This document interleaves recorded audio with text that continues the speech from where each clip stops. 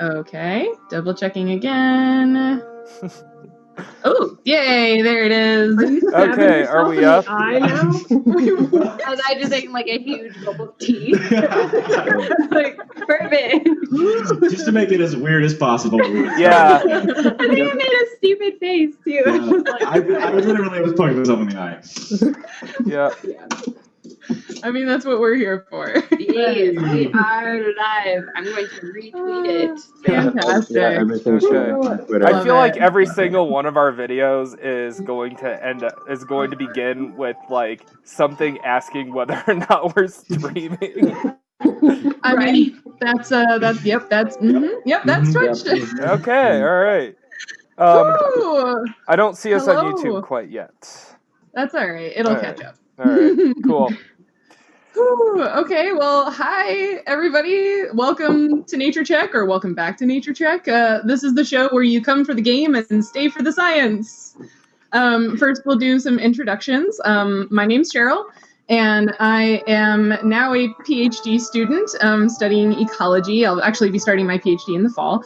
I focus on restoration ecology, and I love dung beetles. When I'm not doing my research or otherwise being a scientist, I make science communication and education videos on the Roving Naturalist on YouTube.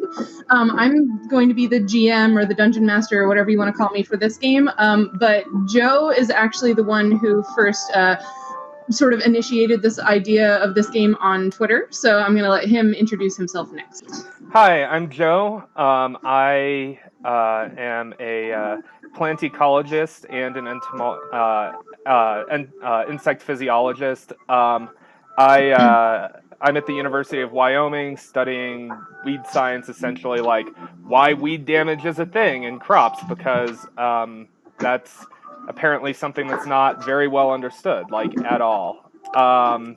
Yeah, so that's who I am and what I'm about. Alrighty, I'm just going to go in order of how y'all are laid out on my screen. So, Nancy, tell us about yourself next. I'm always next, and I'm never prepared. Hi, my name is Nancy, and I'm unprepared.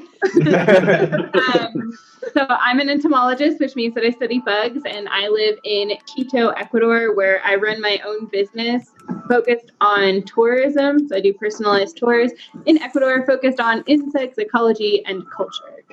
And yeah, I usually stream on Periscope on Fridays and Mondays, usually. And yeah, I think that's about it. Okay, how about Peter?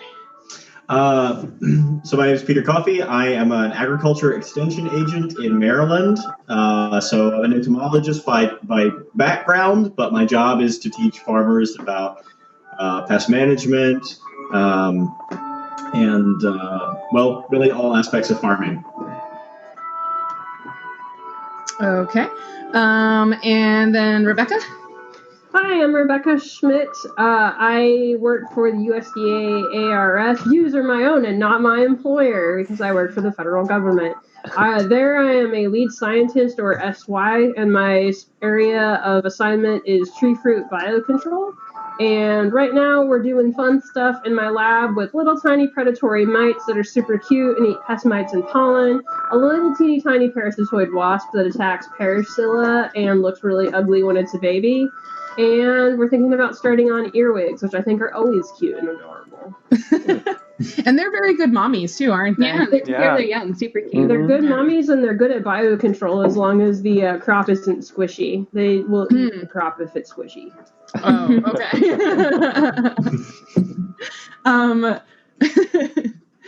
And then Ryan. I'm Ryan. I'm an entomologist, and I am the Associate Director of Integrated Pest Management at a conservatory and botanical garden in Pittsburgh. So I handle all the entomology, pest management, butterfly, honeybee, pollinator, garden design, public question, everything for our nonprofit. Awesome. Alrighty. Joe, could you check and make sure? It looks like we might not be live on YouTube. but I can't be certain. Oh, why is YouTube so bad? I don't know. I mean, That is YouTube's the good at worst. live streaming if you're only live streaming on YouTube, but like, I don't know what's going on. Merp, merp, merp.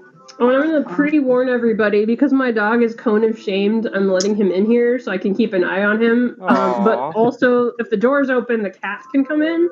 And occasionally, our older male cat decides that he needs to pummel the dog. So if you hear noises that sound like that, that's what that is. Cool. Yep. Mhm. I do not see us on YouTube. Yeah. Well, I mean, merp, merp. I mean, Who we uses can YouTube anymore? we can add it later, can't we? Yeah, we'll add it later. Okay. That's okay. I mean, we're still on 2 other platforms. It's fine. People will Yeah. find us. Well, live streaming is full of all kinds of really exciting technological things, and this is only time number 2 of us doing this live, so we're working on it. Yeah. But if Streaming is the real adventure. it really is, And all the technical issues are my fault. We established They are. before They we are. started streaming, so They are. everyone Well, should just know that. Well, my Peter job is cursed to us from the very beginning. click the button that gets us online. So afterwards, I should probably go through and check to make sure that everything is still up to date on the restream thing. That's okay. But if you are out there watching us, thank you for being here. Let's see, back onto the announcements. Yeah, if you are watching us live on Twitch, or if it does show up on YouTube, thank you for being here. We really hope you'll enjoy what we're going to see this evening. And if you have any questions for the cast, or like about what we're doing, please tag the mod on Twitch. That's going to be Hypertesseract or Hypertesseractive in the chat. So please tag him and he'll pass the questions along to us. Another bit of housekeeping is the socials. You can find Nature Check on Twitter, but it's at Check Nature because somebody else has at Nature Check, even though they've literally never tweeted from there. So whatever. So yeah, you can follow us at Check Nature on Twitter. You can also please follow and/or subscribe to us here on Twitch and subscribe to us on YouTube. All of those follows and subscriptions really help us grow the channel. Every game session video will be uploaded and archived on the YouTube channel, and the YouTube channel is also where you'll be able to find our after show recaps or our nature chats. So we will hopefully be live streaming the game itself the first and third Saturdays of every month, but on the Saturdays in between those times, we'll release the nature chats, which will be interviews with cast members or our guest scientists, and they'll recap the game that we played the previous episode and also talk about the scientists behind the game. You can also access our game in podcast form if you prefer to listen rather than watch. The podcast for Nature Check D&D is on Podbean, Google Play, iTunes, and Apple Podcasts, and Spotify. So yeah, we're everywhere. On all the things. I have one other thing I'd like to shout out. A friend of mine and a fellow science communicator lost both his grandmother and mom to Alzheimer's within the last month. Ooh. His mom was only 58. Both of those special ladies and my friend are all makers, and so my friend is asking people to make something, any kind of make will do, and post it on social media with the hashtag Create for the Cure, and also donate to the Alzheimer's Association if you're able, or just simply spread the word so that more people become aware of Alzheimer's disease. So that's my little plug for my friend. Does anybody else have a project or anything they'd like to plug? As always, check out Ask an Entomologist on Twitter, Facebook, and askentomologist.com. We're starting to get caught up on questions, so hopefully we'll start producing new content again. I'm announcing that here because I need to motivate myself and get to the point where, so PhD programs, a lot of work. Hooray! Mm-hmm. Anybody else have anything good? I know Peter's been putting a lot of work into his Instagram, especially the descriptions below his cool insect photos. So you can. Do I follow you on Instagram, Peter? What are you I don't know. Oh no! I am wounded. Do you even follow me on Instagram? I'm pretty sure I do. I don't follow either of you on Instagram because I don't have an Instagram. Well, Look at you. I unintentionally started a social media beef. But that does bring up a good point. If you want to, I need to follow you back. Harsh. Oh. I have followed you back. Yay! So yeah, if you want to follow all of these fabulous people on social media, I have their Twitter handles down in what we're calling the reference section down below Twitch. So please go check that out so you can stalk them on Twitter, and hopefully that'll lead you to things like their Instagrams and stuff, where a lot of us post bug pictures or other nature pictures. And You can see lots of sometimes we just prairie shit plants on post. my Instagram. That too. All right, nothing else? Then let's get started. Civilizations grew, flourished, and fell on the continents of Lacedes for hundreds of years. But in the year 885, everything changed. Where once the gods of the pantheon held sway over various continents and made their presence known in frequent and tangible ways to mortals, now a dread silence and emptiness reigned. Civilizations fell into internal turmoil, and tensions mounted between empires. The faiths of nations were shaken, and new versions of old religions began to sprout. Spells once commonplace and relied upon, those that required the gods' particular attentions, no longer functioned. Access to and contact with all of the other planes disappeared or seemed blocked. The continent of Arda, still colloquially known as the God's Garden, was once the sacred and protected realm of Obadhai and Alana. At the moment of the loss, the strong protective spells surrounding the continent fell, and the shores and interior became accessible to any who wished entry on whatever business. In 952, a ship from the Tenebrian Navy took shelter in the large river mouth at the southeastern corner of Arda, and the sailors erected a small fort for protection. Over the years, the fort grew into a town, and the town grew into a small city. While Tenebria officially holds no claim over Arda, no outside nation has yet claimed dominion over the continent, New Seychester is, for all intents and purposes, a Tenebrian colony. Now it is mid-afternoon on Pelorum, the 21st day of Mistran in the year 972.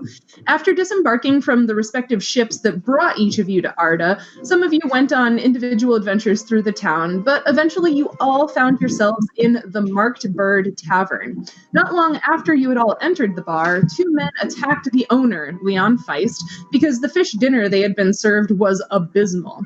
As a group, you fought off the brigands and protected Leon, then were engaged in conversation by Caspar Reed, the head cartographer for the Royal Academy of Explorers from Tenebria. As the curtain rises on the action again today, you're all sitting around a table in conversation with Caspar.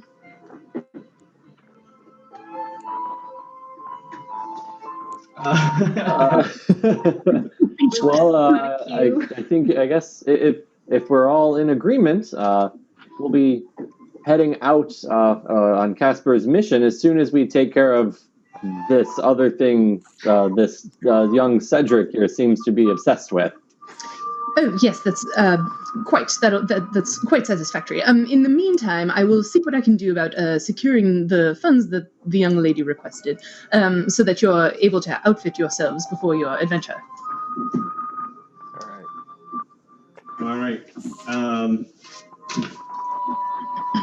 So are the rest of you prepared to accompany me to the Dockside Brothel? Sure, let's go check out the brothel. Fine. I roll. Sure. Let's get this over with. Sure. Okay. So... what is happening? Well then, Cedric, lead the way. You seem to be the one most familiar with brothels here. A dwarf has an intuitive grasp of direction. I will have no problem relocating it. I am certain it is this way. Okay. Lead the way out of the tavern. Okay, so you lead the way out of the tavern, out through the door, and down the street back in the direction. You did sort of walk all over the place in this brand new town. So how about giving me Let's go with survival, because that's fun. A survival check to see if you can remember what direction. Oh no! Why is it called a survival check? If he can't remember how to get back to the place, does he die? Normally, survival is used when you're like finding your way through the woods, but this is basically an equivalent problem because it's a brand new city. Oh, okay. I thought it was like used during battle or something. Oh no! He's like, this way. This way, and I got an 8. You got an 8. Okay. So you make it out of the tavern, and you're standing in the market, and you're like.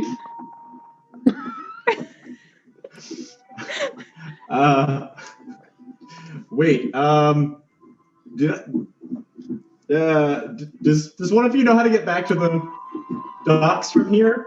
Oh God. I was in the back of the line, and I just spin straight around and stick my head back through the door, and I'm like, Casper, do you know where the brothel is? He seems rather flustered by both the directness of the question and the question itself. I think there's at least one brothel in the town. I think it's in the entertainment district by where the building for the Royal Academy is being built. Did you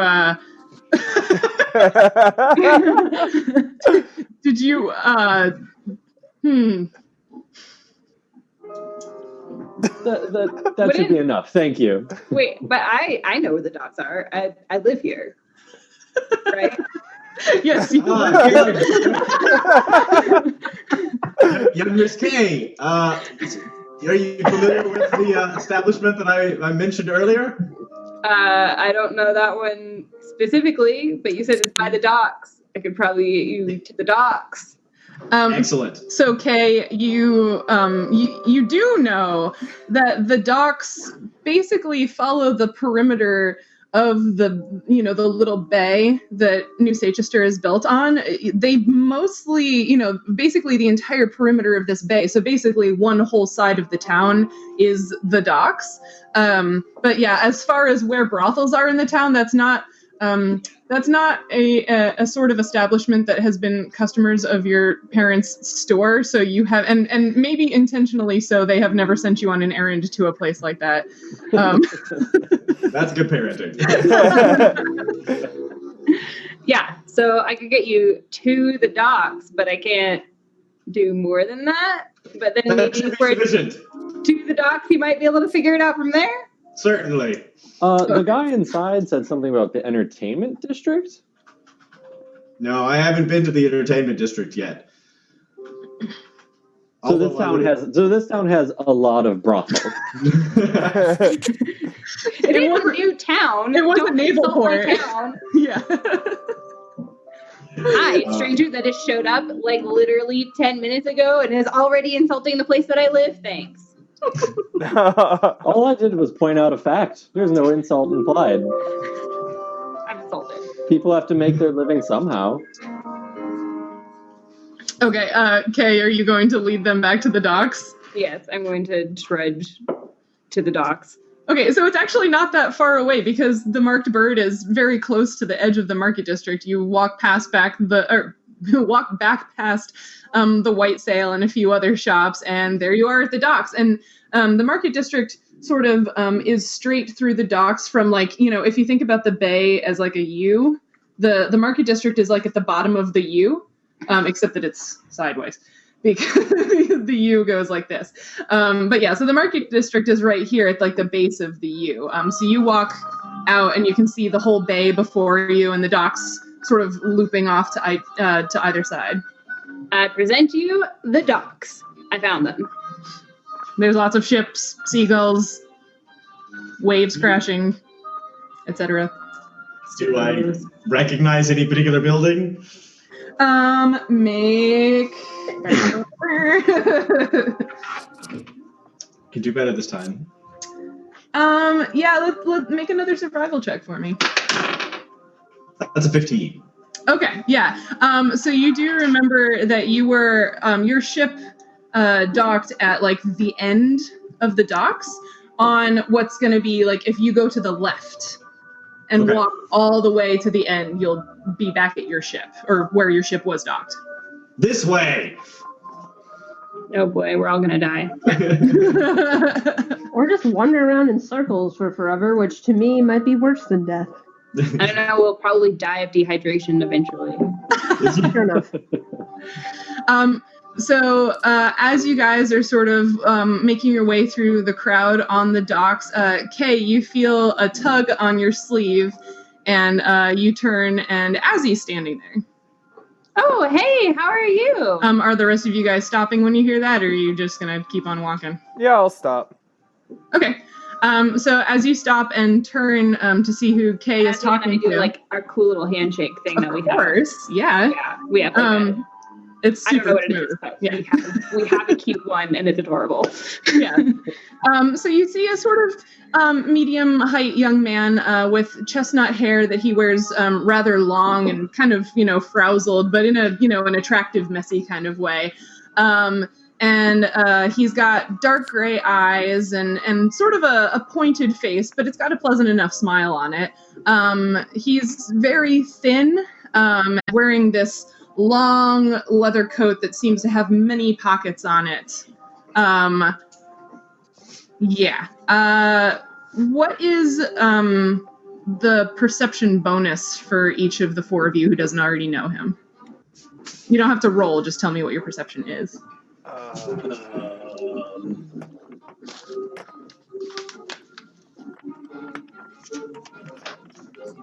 Oh, there we go. I was like, I'm real good at finding things. Yeah, not search, perception. Goose egg. Goose egg, okay. 0 for Artemis. 2. 2 for Fletcher. Perception's not a skill. Oh, yeah. It is a skill. 4. 4 for Cedric. Okay, so I see knowledge, open lock, and then perform. Perception is one that you wrote in at the bottom, probably. Oh, I crossed listen out on mine and wrote perception. 3. Okay. So Cedric, you see the coat kind of like move even while the young man's standing still, but that's the only like sort of odd thing you notice. So there's Azzy in front of you, Kay, and he says, Kay, what are you guys doing? Or hi, what are you doing? This kid, the short one.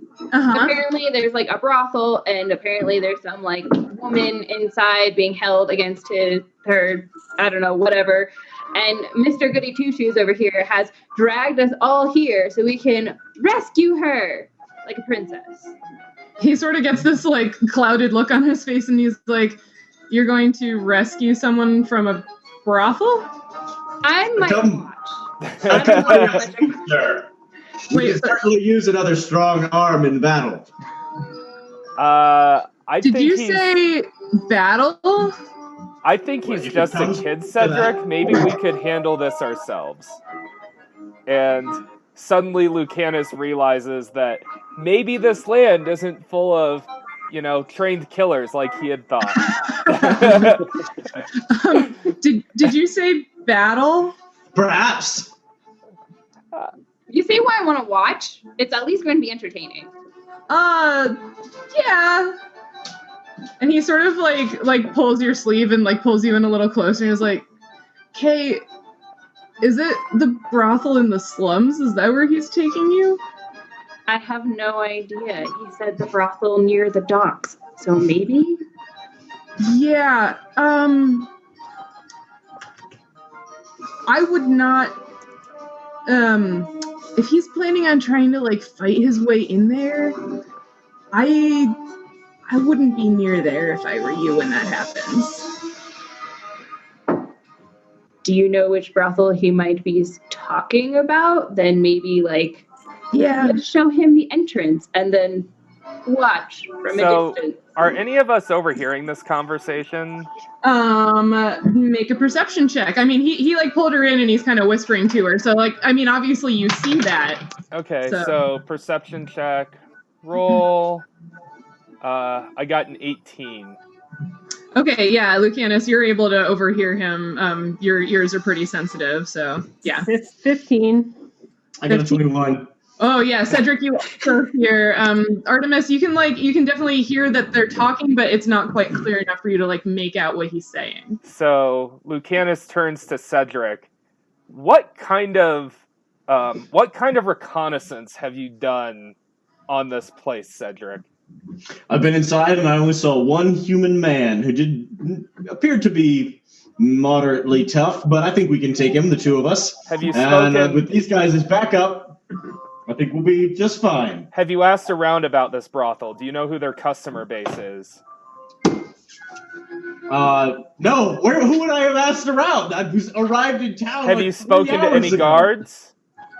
I did speak to a guard who was incredibly unhelpful and suggested that this was not a problem that the guards cared about. I believe we live in a lawless land now, and these humans treat each other like livestock. So it is our duty. So you don't know who this brothel owner is. You don't know if any of the guards are going there. You don't know how well, you don't know if there's any internal guards. You don't know what sort of connections this guy has. I know that a woman is being held against her will, and I cannot stand by and let that happen. Okay, so Cedric, are you familiar with the concept of a mercenary? Yes, of course.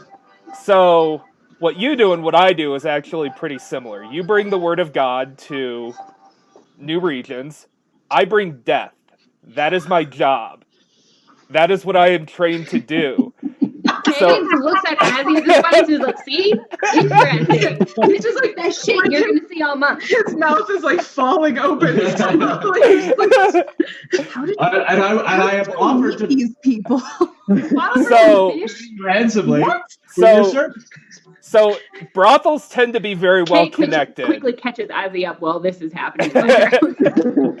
Brothels tend to be very well connected. A lot of powerful people tend to visit them, so the owners tend to know who is there and pay people to look the other way. So if we go in there and we try to fight our way in, chances are we're going to have a bunch of guards there. And given that we don't know who the customer base is, for all we know, Father Hammer could be bounded on down to Pound Town to do some nailing on the reg. Father Hammer. I love that so much. Oh, man. That's the most logic I've ever heard from a barbarian. Kay tugs Azzy down and she sits down and they she's whispering. She's like, "Do you think maybe we could still kind of help, but maybe somehow sneak this loudest group on the planet in there?" I mean, I don't know a ton about it, and I don't know a ton about the place. So I don't know who he thinks is in trouble there, but I mean, I also it wouldn't necessarily surprise me. But yeah, I don't think that going in there, with your swords out would, excuse the pun. I don't know. It would be particularly hard to do that? Yes, particularly hard. He gets this really sly grin on his face. I mean, yeah. An initial infiltration reconnaissance mission isn't particularly difficult. Oh, can I roll a perception check on something from the last battle? What did you want to know about? I want to know if Lucanus noticed how many points in the bar that spells were coming from.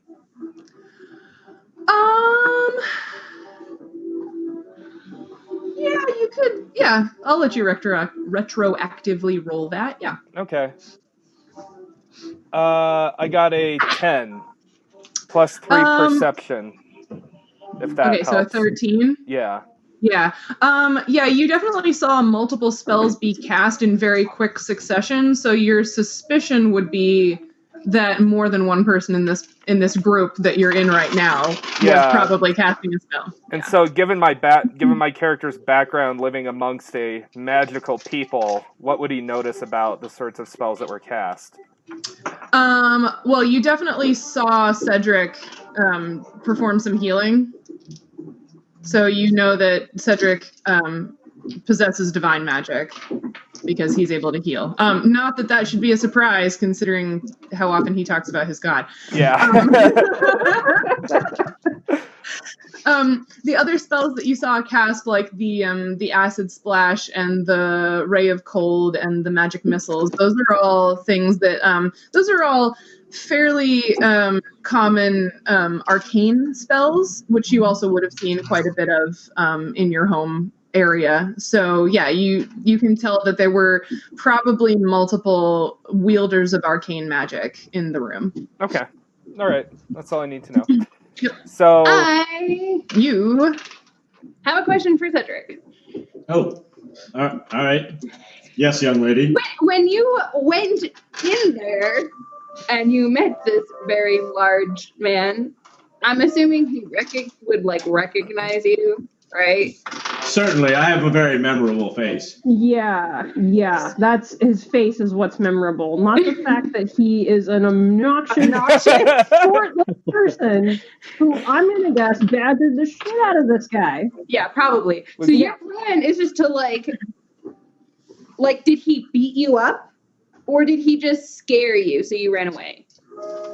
Neither. I strategically retreated to come get reinforcements, of which you seem to be pretty weak choices. But unfortunately, I'm scraping the bottom of the barrel here. None of my brethren would join me in battle, and the guards here seem to be the kind of dribble that you scrape out of the bottom of the slag bucket.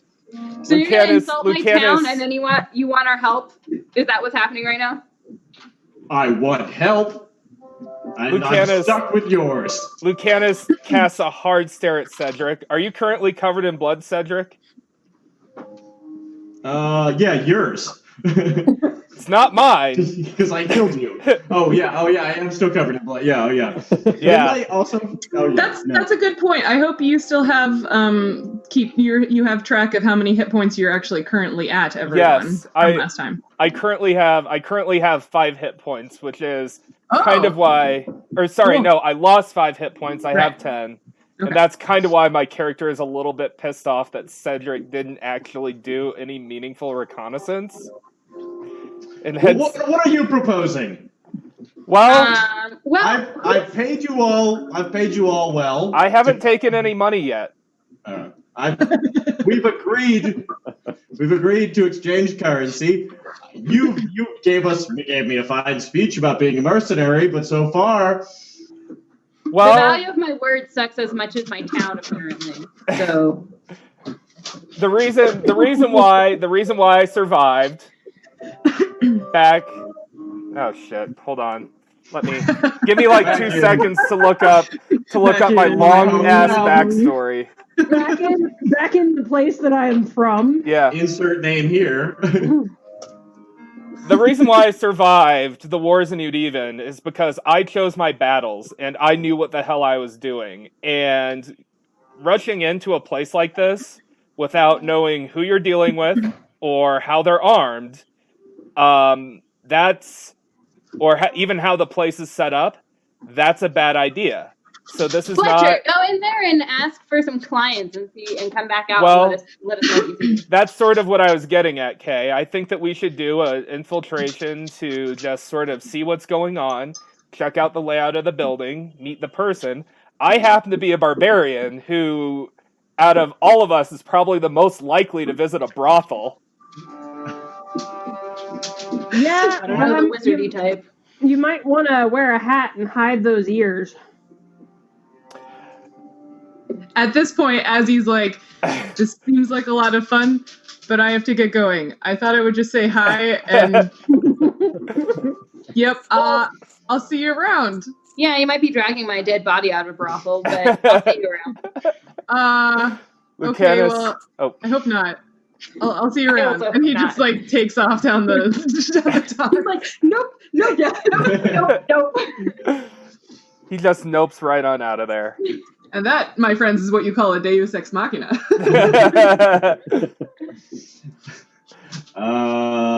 Lucanus, you make a good point. Reconnaissance is an excellent idea. Oh, wow. He understands logic. He listened. He was persuaded. Wow. All All right, Lucanus. So you just gonna go in there and scope it out and let us know how it goes. He shrugs. Visiting a brothel as a client, all in a day's work. Yeah, don't sound overly excited about that. So yeah. Are we traveling up there now, or? Well, we should keep Cedric not near it, because if they see him with us, then the whole thing's just gonna go to shit. Another excellent point. I'm full of them. Yeah, I think Cedric's role comes in later, depending on how the building is set up, and that's kind of what I want to know, just in case things get bad. This is definitely a job for stealth, and we need to at least meet the person we're rescuing to really understand who we're dealing with on both ends. What did that girl look like? So that way, Lucanus can go in and then request her specifically. I recall she was a human woman with long red hair. Did you get a name? No, I did not. What was she wearing? A dress of some sort. Wow, helpful. Just like a man, a dress of some sort. That gave so many details about the dress. It had pockets. So, Yes, she was clothed. Dress with an empire waist. In a chartreuse. No. God, I just want to meet a character right now where one of us is like... Perfect. I just want to meet a character right now where, like, one of us is like, hey, nice dress, and then she's like, yes, it has pockets. Hey, everything in the Middle Ages had to have pockets. Yeah, that's a good point. Do I remember anything else about her other than she had red hair? That's the only thing that Peter remembers. So. Make an intelligence check. Oh, God. Clothed. That's a 16. A 16. Yeah, she has long red hair, very pale skin, and the dress was dark green. Like dark green velvet. Okay. It was. I apologize. It was not a chartreuse. It was a forest green. All right. So. All right. So you go in there and you request her and do whatever, I guess, and come out and let us know how it goes. Well, this is going to depend on money. I don't, as I said earlier, I don't have a whole lot of money, so I can how much is a prostitute? Okay, so this is where we get into another part of my character's backstory that I was hoping to gradually reveal. You don't have to tell us. You could just say how much it is. Sheryl, can I make... Well, no, I'm speaking now as Joe and not the character, so... This is a question I did not expect so soon. Sheryl, can I make a knowledge check to see if Lucanus would know?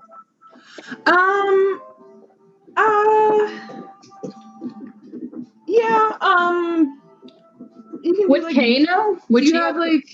I mean, you haven't really been to the brothels or like know anything about them, so... Okay, I wasn't sure if I just like overheard people talking in the tavern or something. I mean, maybe, but yeah, Lucanus, do you have a knowledge local-ish? Although that's not a... No, yeah. Well, I mean, not even knowledge local, just knowledge general. How much? Just an intelligence check. That works for like, knowing things like that. Okay. So, rolls intelligence check. It's cocked. 12. Okay, so you're familiar with the idea that a lady of the evening would charge according to the amount of time that a customer wanted, but that like it's definitely more expensive than having a meal in a tavern. Okay. Which would, a meal in a tavern would be, a few copper to a few silver, whereas like, some companionship might be a gold piece or more. Okay. All right. Well, like I think a loaf of bread I think a loaf of bread is like 2 copper or something like that. So you can see how it kind of scales up from there. Yeah. Okay, so Lucanus looks at him and says, maybe it's a gold piece or 2. Excellent. I pull up my purse, I open it up, I pull out a gold piece, and I hand it to you. Right. Hey, townie. Kay would know that this isn't like the best section, right? Absolutely, yes. Like the direction that you seem to be headed is definitely the slums, and like I said, you don't have customers there. Yeah. So Cedric, this is not the best section. You might not just want to like hold your money out and be like, "Hello, peasants, rob me." An excellent point. And I like take it and I give you like a and then I put it in my around the neck tourist wallet bag. And my character looks up at the sky for a solid 10 seconds. Lucanus just sort of rubs his thumb on his forehead and it's like, okay, so let's go find the brothel. And before that, what are we going to do with Cedric? Lock him up. Throw him in a church. I don't care. Well, do we plan on acting on this reconnaissance immediately? I would say, based on my experience, no. I would say that would be a bad idea. Sorry, I didn't hear all of that. My VC decided to quit because it could. So I didn't hear that last part. Oh. I just said, do we plan to act on this reconnaissance immediately? Because we can find out information and make more of a plan and perhaps come back tomorrow? Yeah. I agree. Just walk back into the conversation. I've been like writing in a journal, taking notes, kind of like facing away from everybody for a little while. Lucanus turns to Fletcher. I agree. There's a number of things that I want to find out. 1, I want to find out what this guy's personality is like. 2, I want to find out what his capabilities are, whether he's armed and armored. 3, I want to see if he has. Wouldn't Cedric know if he's armed or armored? Oh shoot. I can't hear Joe. Oh no. Oh, you can't hear Joe? Some people might weird. think that's sorry. A good My thing. VC quit, and when I restarted it, now I just can't hear Joe. That's so weird. I could just repeat everything that he's saying. Well, I'd prefer you not do that. Great podcasting. I'd prefer you not do that. Hold on a sec. I'm gonna try to leave and come back in again. I don't know what happened. Can you guys hear me? Yeah. Yeah, I can hear you. Okay. All right.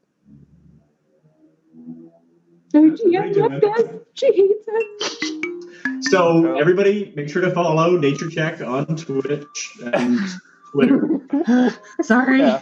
Our technical issues are half the entertainment. There he is. Okay. Sorry about that. I don't know what happened. Yeah, my computer's being weird. Anyway. Okay. Back to what you were saying. Okay. No, I want to see if he's armed or armored. I want to see what his guard force looks like, and I want to know about his local connections, just to make sure that if we act on anything, we're not going to have to fight half the guards in the town, because that is not something I want to do. I mean, Cedric saw the big owner dude, right? So, like, can you remember him in any more detail than you remembered the random human girl who happened to be wearing a dress? I remember that she had red hair. Perfect. And what do you remember about him? What do I remember about him? What does your intelligence check say you remember about him? Ooh. That sounds promising. That's a 6. He was really tall and very cranky. I remember he was very monstrously huge, so like average size for a human. And aggressive. I do not believe he was wearing any armor, but he could have had weapons stashed somewhere in the room. Presumably he did. Okay. So if we're On a side note, if we ever do this thing for Casper, Cedric is never our leader. Ever. Well, I believe that Casper had invited Fletcher to be the leader. Yeah. Excellent. Of He's a his smart thing. man. Yeah. All right. Probably a good idea. Yeah. All right. Well, I will pose as the customer. A standard barbarian. we'll just see where this goes.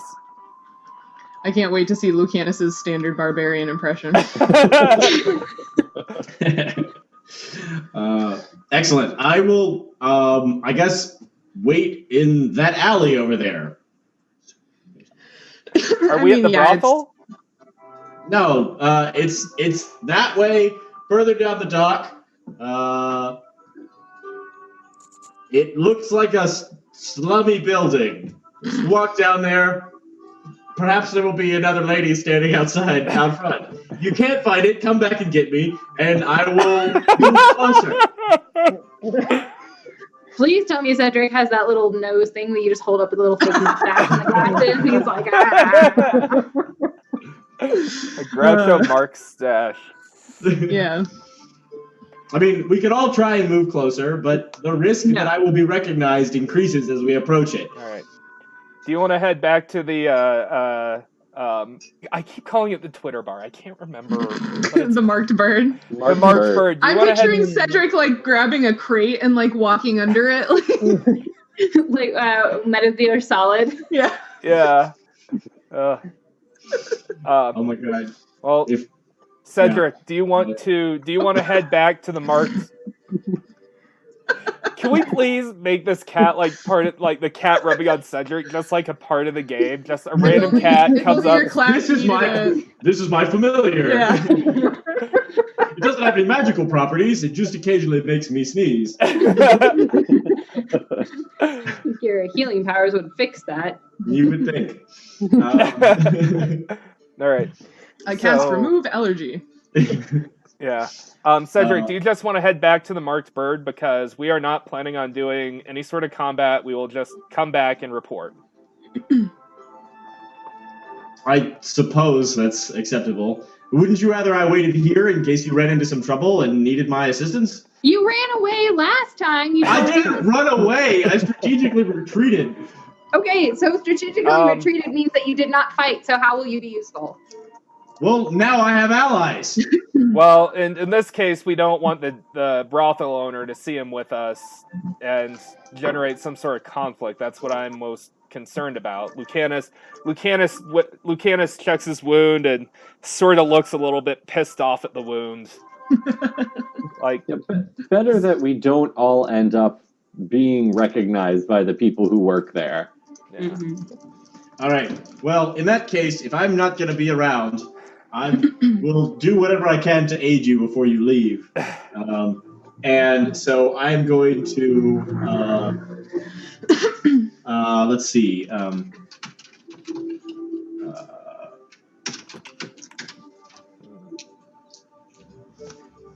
going to cast Cure Minor Wounds on Lucanus. Okay. So heal him for 1. How many more 0th level spells do you have for the day? I haven't used any of my 0th level. Cure Minor Wounds? You cast that twice on the guy. Oh, I thought I used. I have marked down that I used she's fine. Funk. I have just marked down that I used my first level spell slot for that. Did I use? Okay. Well, I'm glad you're keeping track of it. Yeah. So I know that you. Yeah, I know that you cast Cure Minor Wounds, so you gave him the guy that you guys almost killed in the bar. I know you gave him 2 castings of 1 hit point each. Okay. Well, then I will burn my 3rd cantrip slot to heal Lucanus for 1. Cool. And then I will also cast Protection from Evil on him. Mm-hmm. Okay. And How long does that what last? Does that do? So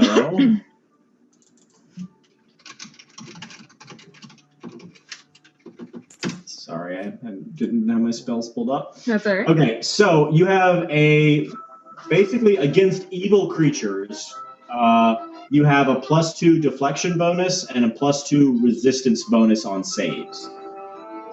Okay. For how long? Oh shit, it's just for a minute. Run fast. You better run. All right, I guess I won't do that then. All right, Okay. Just the healing then. Okay. All right. So. And the rest of us, do we want to wait like further down the docks, or do we just want to go all the way back to the tavern? Well, I'm gonna head further down the docks, and I'll be roughly one building down around the side, just in case something happens. Yeah, Lucanus looks over at Artemis. I think that's a good idea. I could use backup just in case things go wrong, but kind of not sure they will. But you know, let's just keep some people in our corner. I'll go with Artemis. That way it doesn't look weird that she's just hanging on the docks by herself. Now she's with a partner. Okay. Talk about stuff, I guess. Okay. So what else happening? I don't have any spells left in me for the day, so I might go even further away because I don't think I can help you very much today. You could escort dear Cedric back to the tavern. That sounds like a splendid idea. I think you would appreciate your company to make sure that he stays in the tavern. I can do that. Come along, little sir. We'll head back to the market. Cedric got a babysitter. He's very resentful. This is the most interesting choice of when to split the party I think I've ever seen. All right. Like 3 minutes ago, we were thinking about barging in there with our weapons drawn, and now we're like. Well, the barbarians said so many logical things, you know. Yeah. He really did. All right. So. And as he made it clear that I definitely didn't want to be in there, so Yeah. he's my best friend, so I definitely don't want to be in there. So, Lucanus. I Lucanus. started heading away with Cedric. Okay. All right. So Lucanus, Artemis, and Kay set off to find the brothel. Okay. And then I go like this to Kay, and we go like this, and I say, let's stay a few steps behind him and act like we don't know who he is. Mm-hmm. And you're both fairly adept. You two ladies are fairly adept at sort of blending into crowds, and there's certainly a lot of activity going on the docks. So it's not difficult for you to stay. Definitely stay so that you're seeing him, but stay separate from him. Lucanus is not very particularly tall, right? He is. He tower over anyone. Yeah, Lucanus, you're over 6 feet tall, right? I just have medium on my size. Well, yeah, no, I think for like the height that you described, I think you said your character is over 6 feet tall. Yeah. It's even though my character tries to like hide his features, like everybody notices anyways. So an elf is large as me. Like I am very, very large for an elf. So people will notice me. Yeah, he's definitely. You'd be easy to see because you'd be like tall. Yeah, and he's definitely taller than the two of you for sure. Yeah. Okay. Yeah. So we walk over, and do we know where the brothel is at this point, or are we just sort of? He just said it looks slummy. Oh. Okay. And hopefully there's a lady standing out front. So as you guys walk farther down the docks, like you can definitely see to the left of you is like definitely a very slummy looking area, which makes sense. Like living right up against the docks would be sort of the cheap side of town, right? So anybody who's trying to keep a lookout to see if there is a brothel-y looking thing can make a perception check for me. I will make a perception check for you, I guess. I got a 10. Okay. I need to add numbers. Hold on. I got a 17. Oh, wow, yeah. So, Kay, you notice it first, but Lucanus also notices it eventually. There is this sort of long, low-slung building with, like, a sagging roof, and there is a woman standing in the doorway of this building, a dwarven woman, astonishingly attractive, with long caramel-colored hair that hangs down below her waist, and she's got this very graceful-looking body. It's not nearly as thick as like the average dwarf you might expect, and she's got bright green eyes, and is wearing this sort of like soft, like almost not quite as orange as a fawn, but like, light brown fawn-colored dress. And she's just sort of standing in the doorway looking out onto the docks. Okay. So Lucanus sort of approaches her stumbling and looking drunk, and he's like, "Hi, lass, I am here to take my pleasure with these ladies." She puts a hand on her hip and sort of, does the like slow like brush her hair back and kind of looks you up and down. And is that so? Yeah, I have a thing for human redheads. Oh, you like redheads? So smooth. really leading into this barbarian thing. Yeah. So you like redheads, do you? Yeah, we've got one of those inside. Kay tries to do her best not to facepalm. It's like She just stares at Artemis like. I'm just like looking somewhere else. Kay realizes that she's looking somewhere else and becomes very interested at the hem of her shirt. How interesting. So, would you like to come in and meet her? Sure. All right.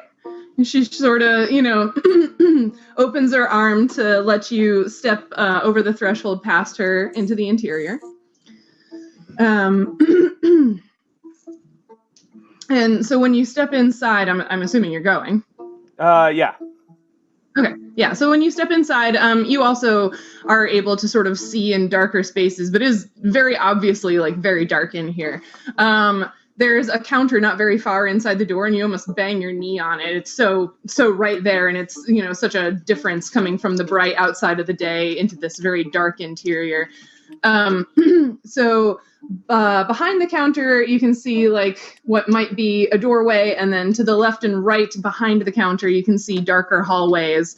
And there's a man behind the counter. He's a little taller than you, very thin, almost like emaciated, with sort of scraggly brown hair and a not so great looking teeth, and he's got like clothes that are trying to look nice, like a silk shirt and trousers, but like it's all kind of like stained and wrinkly, and he looks exactly what you'd expect for a brothel owner in the slums, I guess. And he looks up as you enter and says, how can I help you? And the dwarven woman sort of coming in the doorway behind you says, Wergent, he says he likes redheads. And Wergent goes, you looking for a lay? Yes, sir, I am. All right, how long would you like? I mean, Lucanus stops and thinks for a little bit, and he's like, how much would an hour cost? For a redhead, that'd be 1 gold and 2 silver. Cool. Can I make a perception check for the scraggly guy? What do you want to perceive? Or like what are you trying to know? I guess. Anything about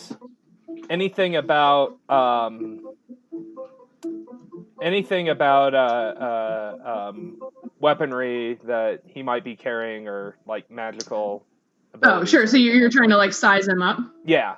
Okay, yeah, sure. Make a perception check. All right. Shit. 3. Yeah, Our poker faces are so good. Basically what I described so far, like, yeah. So just like Breaking Bad extra. Kind of, yeah. He seems kind of slimy. Like I said, kind of exactly what you'd expect for a brothel owner in the slums. So Lucanus hands over the money. Okay. So he takes it in a very dirty hand and sort of puts it below the counter. Yep. So right. before he leaves, he's just out of curiosity, who owns this place? I like to get to know the brothel owners in the area because, I'm a mercenary new in town and they tend to provide me some business. Sure. Happy to meet you. Name's Wargent Johns. Lucanus. Pleasure. And if you're ready to take yours, second door on the left, and he points you down the left-hand hallway. Okay. And is there anything that Lucanus can tell about the doors? Do any look nicer than others, or? No, it's weird. This town isn't that old, but like this whole thing kind of looks like it was built like out of broken stuff. Stop insulting my town. This is the slums, but like when you're playing like video games like Borderlands or Fallout, and everything looks like it was built broken. Like this brothel sort of looks like that, where it like looks like it was built broken. Can you see garbage? Can you see in any cracks between the doors? Any cracks between? If there's things that are broken, there's bound to be like holes in the wall that maybe you can get a glimpse in. There's some gaps and stuff, but it's pretty dark. Okay. Yeah. Even with my low light vision. You can make a perception check if you'd like to, really like scope it out. But I do want to let you know that, the more closely you're looking, the more obvious it'll probably be that you're not just heading down the hallway. So, you can balance how much of a look you want to take with how obvious you want to be. Okay. So he goes in and enters the second door on the left. Okay. So inside the room, you see a woman who you think matches pretty closely the description Cedric gave you. She's got long red hair and very, very pale skin and these sort of startling green eyes, and she's wearing this very deep cut green dress, and she's just sort of sitting on the edge of the bed. And when I say bed, it's just like not really that much of a mattress, right? It's super thin, and it's got this frayed and faded blue quilt over it. She's just kind of sitting on the edge, and she doesn't even really look up when you come in. She just sort of in a quiet voice says, "Hello, what's your pleasure?" Is the Dwarven woman or the Mr. Meth Head still I'm still blushing from earlier with the fake barbarian thing. Are they still watching me? You've kind of stepped into the doorway of the room, so they could probably still see like your back down the hallway, but they're not like. You would have to stick your head back out to know if they're actively watching you or not. Okay. All right. So he closes the door. Does it have a lock? There's no lock, but it is closed now. So Lucanus closes the door, sits down on the bed next to the woman, extends his hand and says, "Hi, I'm Lucanus. What's your name?" She sort of like freezes for a minute and kind of looks up at you and like, "Hi, I'm Carissa." Carissa? Is that Carissa? Karissa, but yeah. Sorry, I want to write all this down. That's all right. So I'm here. I've paid to see you, and the sort of onus of brothels is that, we can do whatever we want for an hour, right? Yes, sir. So how do you feel like talking?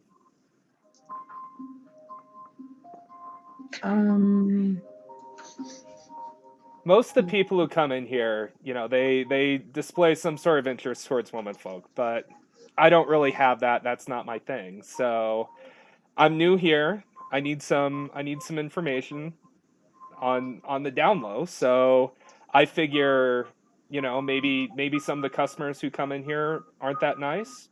I just need to get a lay of the town, and I've always found that people in your line of profession are pretty good sources of information. So you can think of this as having, an hour off. All right.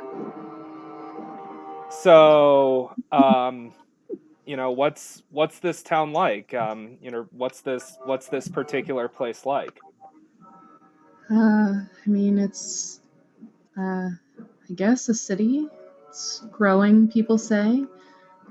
There's a lot of ships that come in and a lot of sailors, and there's the naval port at the other end of the city from here, and there's a lot of people that come through. Yeah.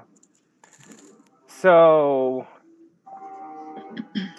he takes a beat to think. What kind of people do you normally see come through this place? All kinds. Lots of sailors and other people work all kinds of lines of work. Just lots of people. Yeah. I'd like to get to know some of the town guards. What's the best way to do that? I don't really know. I mean, they're all sort of different.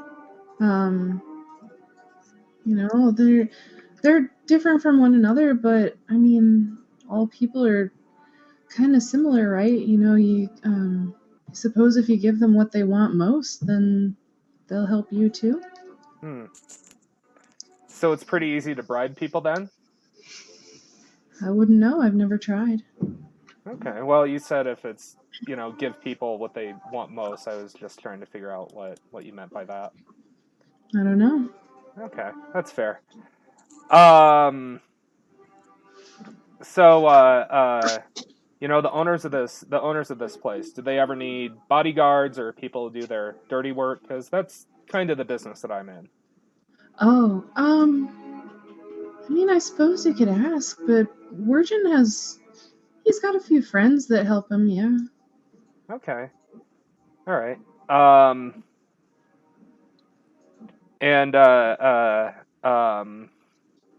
hold on.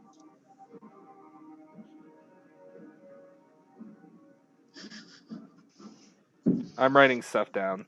Mm-hmm. those nails are gorgeous. How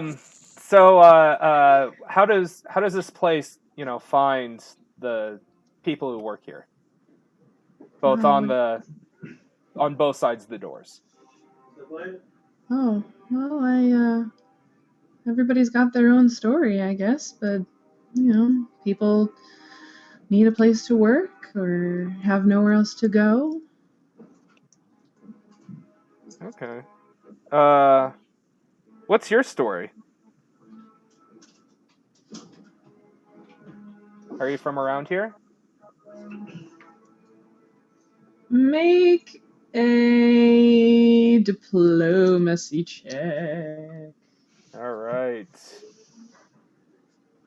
Oh. Give her a nice charismatic smile. Huh? I got a natural 20.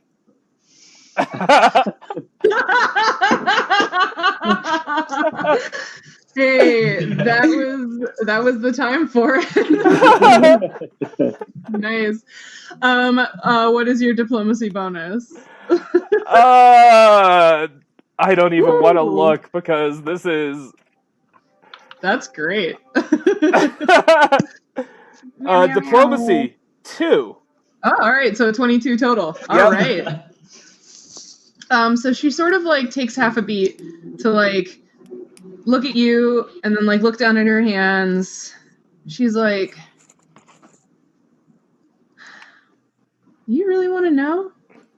Yeah. That's as I said, I'm here to give you an hour off of, clients who might not be necessarily so nice, and since I'm new in town, I would really like to sort of understand, since I'm new in town and since I, do bodyguard work and I'm a mercenary and stuff like that, I'd really like to understand the sort of people who I might be working with or against. Well, I don't know if my story will help you with that, but you seem really nice. Lucanus just does the lovable smile shrug thing. Well, I've lived here for as long as I can remember. if you can call it living. My father was a sailor, and he more or less sold me to Wirgin rather than raise me himself. I hope the money brought him a moment of pleasure. But I can't stay here any longer. I am completely miserable, but I don't have any means of making it on my own. I have no money and nowhere really to go if I'm not here, and even if I did, I mean, Wirgin's kind of scary. I really want to return to my mother's people, but that's not an easy thing. It took me such a long time to even figure it all out, and then to find what I would need to do in order to take my place among them. But as I said, even that, now that I know, I can't do it alone. The apothecary, Elsa Wentz, she knows the location of an herb of some sort that, if I were to consume it, would allow me to take on the body that my mother gifted me. If you, I don't know, could you help me? Yeah, I can. If you want me to help you, again, I'm going to need as much information about the people who run the place as you can give me. I mean, I can try. I don't know that much, but... Any little piece of information will be helpful. Of course. But if I tell you that, you would help me get the thing I need and help me get out of here? The transmogrification herb? If you could get Elsa Wentz to tell you where to find that herb, and you were able to collect some of it and bring it to me, and you were able to help me sort of, I guess, sneak out of here, then yes, I could be free. I could go live with my mother's people and not be miserable here anymore, and that would be so wonderful.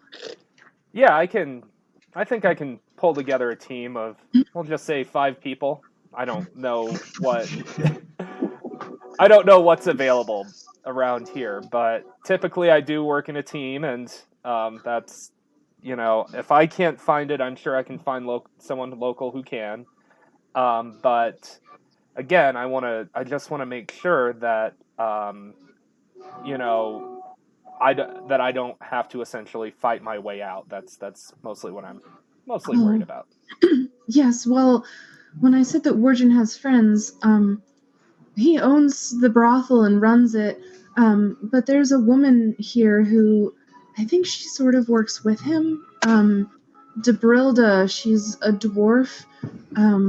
She seems like, I mean, she's another one of the women here, but she seems like she might sort of work with him, and he has other friends who sometimes stop by, and they're customers, but it seems like they might also sort of,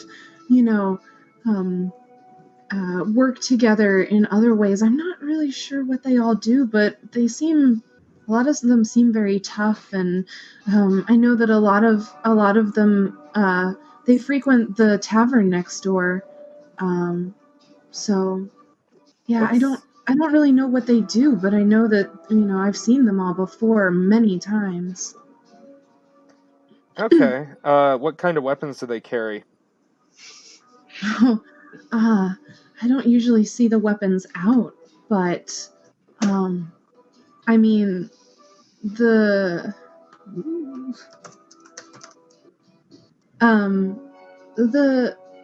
cat, he has a sword and like some sort of dagger, I guess. And Wirgin, well, he has a rapier and a dagger usually that he uses, but I don't know. I don't see weapons on all of them, and I don't know if they all use weapons or if they leave them somewhere else. I don't know, but they definitely are sort of tough people. Okay. So what sort of weapons did the warden carry again? I don't remember that. Wirgin, a rapier and a dagger.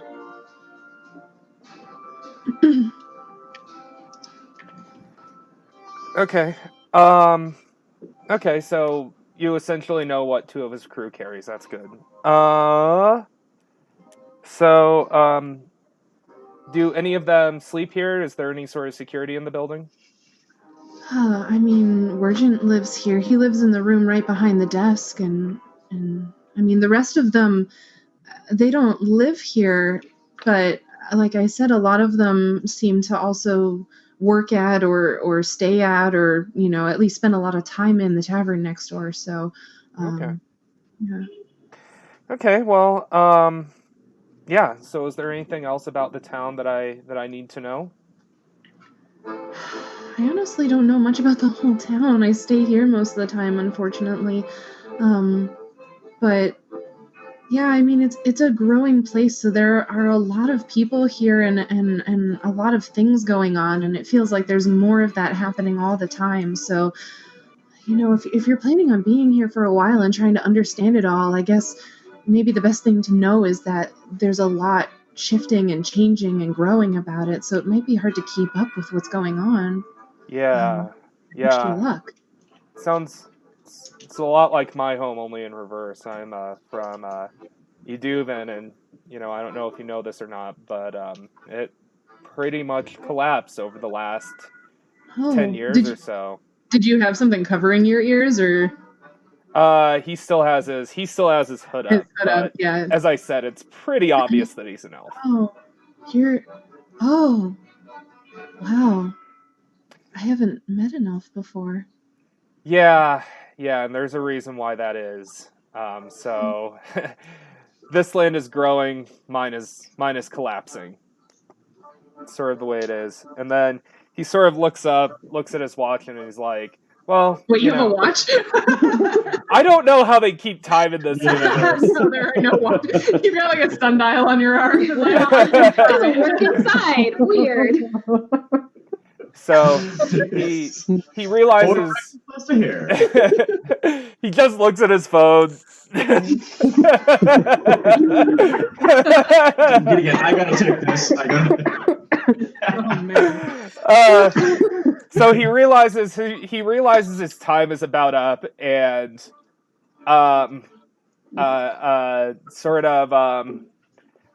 he realizes his time is up, and he's like, okay, so as I said, I really don't want to get in trouble for any of the questions that I've asked you. I would like to help, but looking for this herb and looking for... Oh, did I ask who her people were? No. Okay, so one last thing I need to know. Who are your people and where can I find them? What do you mean? Well, you said that you wanted to find this herb so you can sneak out of here and get back to your people. My mother's people, yes. Yeah, your mother's people.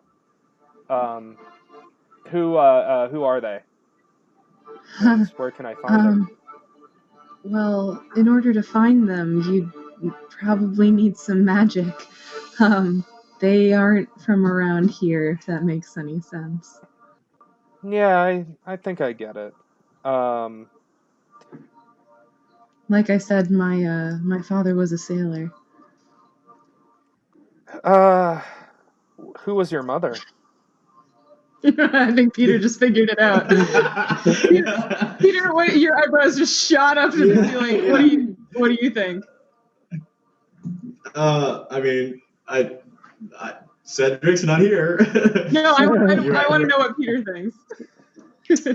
But is she like a silky or a mermaid? Like, okay, all right. Fine. You wanted to hear my speculation, but not answer my question. I see how it is. You're that kind of DM. Yeah. Keep your secrets, Dungeon Master.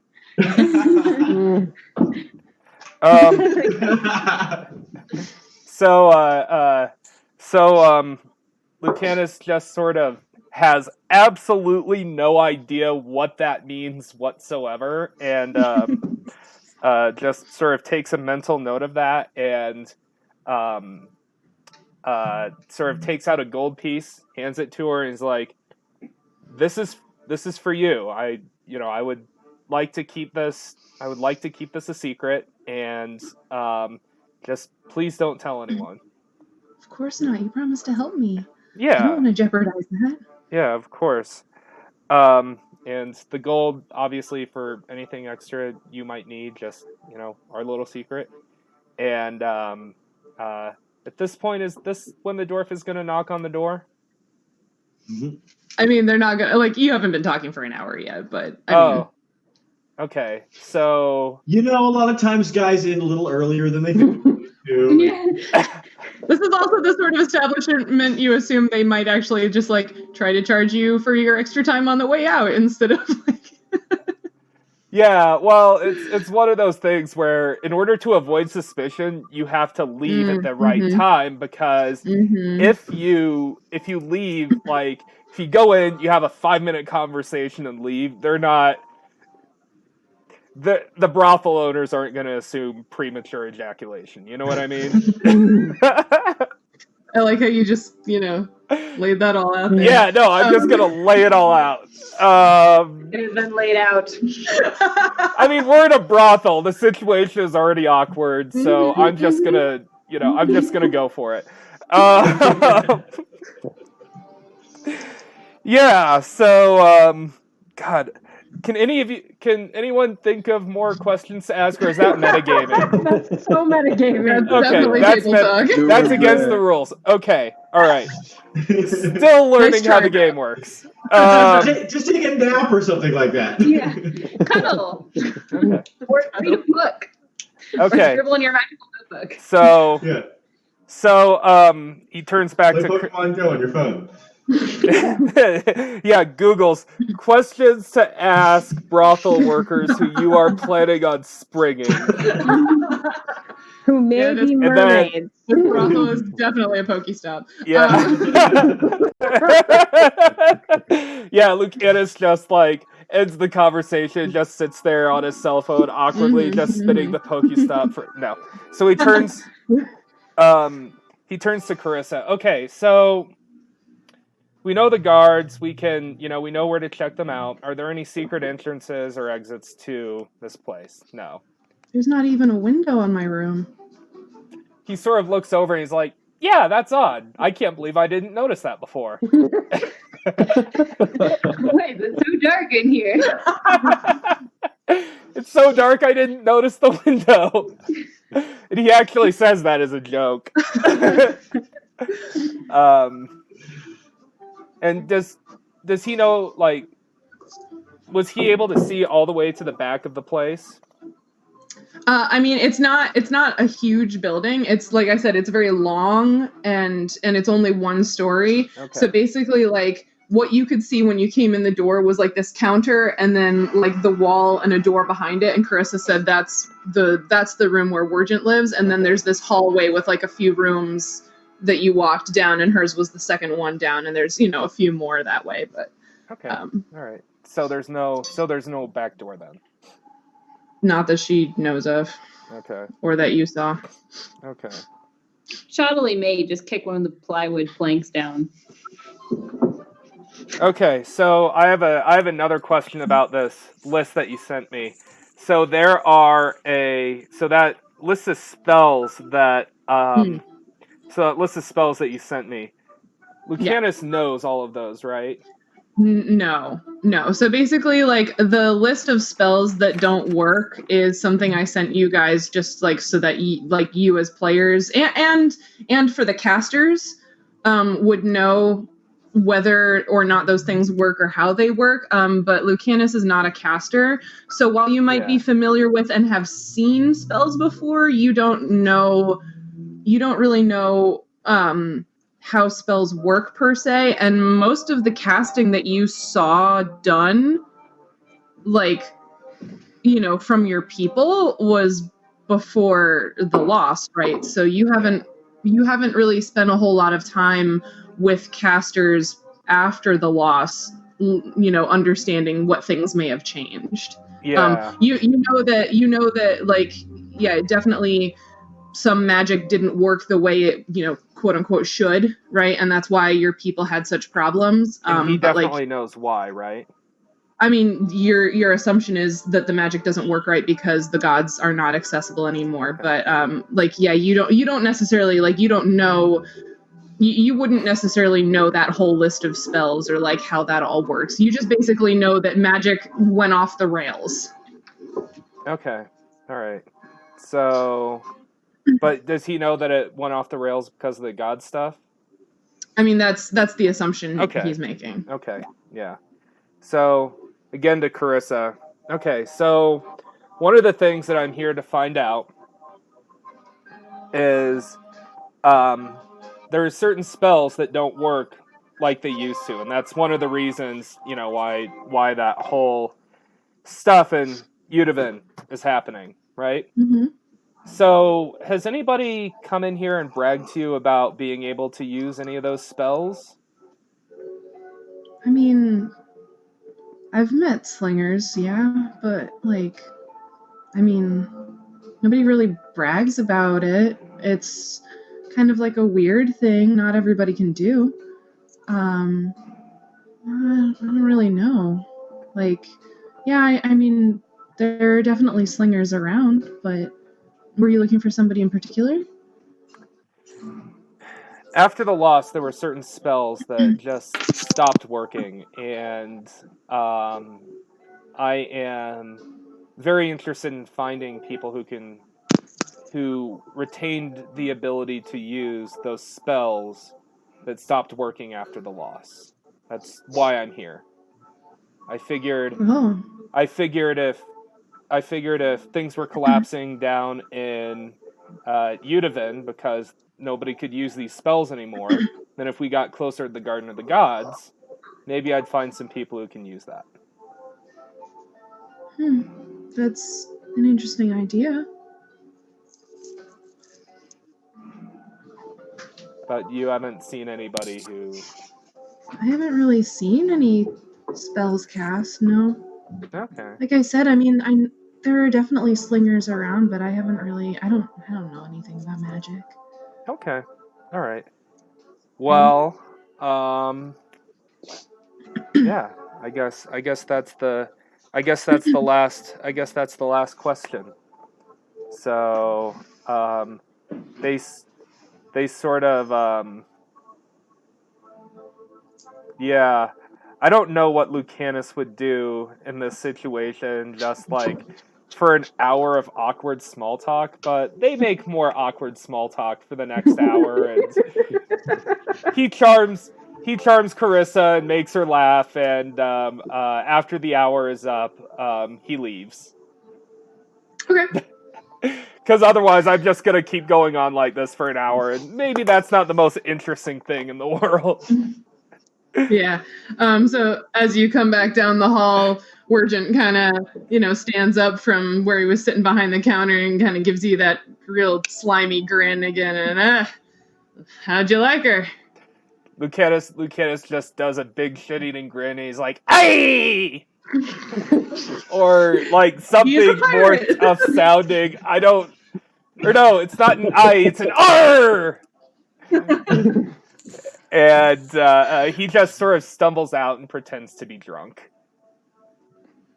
Cool. Yeah. Alrighty.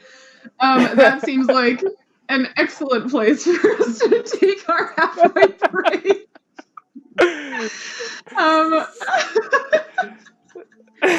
I think unless let me see real quick if anybody has anything in the chat. I don't know. Anybody? I don't see anything. Okay, so I think we're good. We're gonna take our halfway break. Yeah, we'll be back in like 5-ish minutes. But if you guys do have any questions, feel free to like tweet at us or put them in the chat. And we'll be right back. And anything we don't get to this week, we'll have a mailbag section on Nature Chat, and that's something we'd really like to start up. So please ask us questions. Yes, definitely. Right. And I promise there will be more science soon. I know this wasn't necessarily very sciencey, but there will be more science soon. All right, we'll be right back. Okay. Hey, Sheryl, how do I don't see the camera icon that allows me to gray stuff out. It should be in the lower left. That just pops me out. Oh, wait. There we go. Okay. All right. I had to pop myself out to, yeah.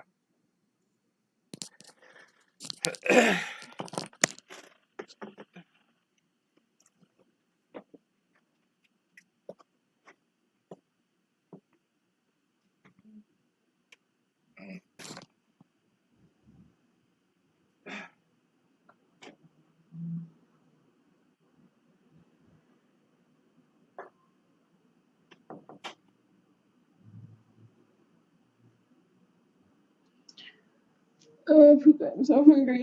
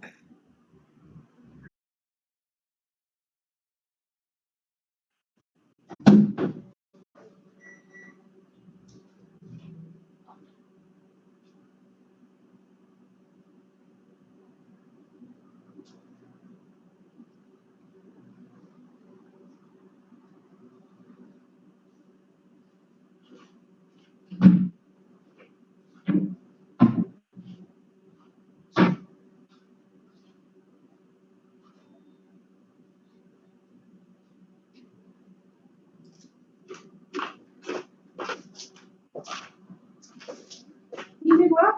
What?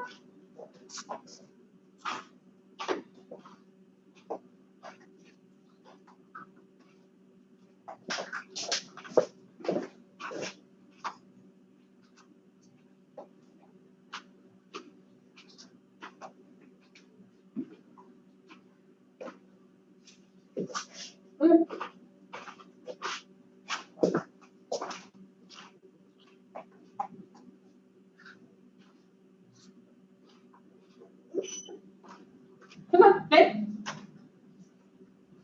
Hey. Good boy. Hey. Come on.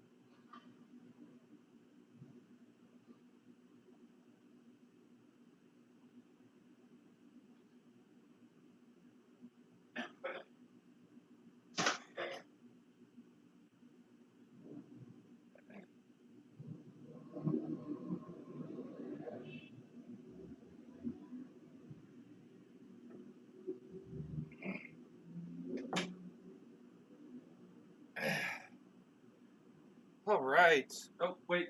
Gotta grab my beer.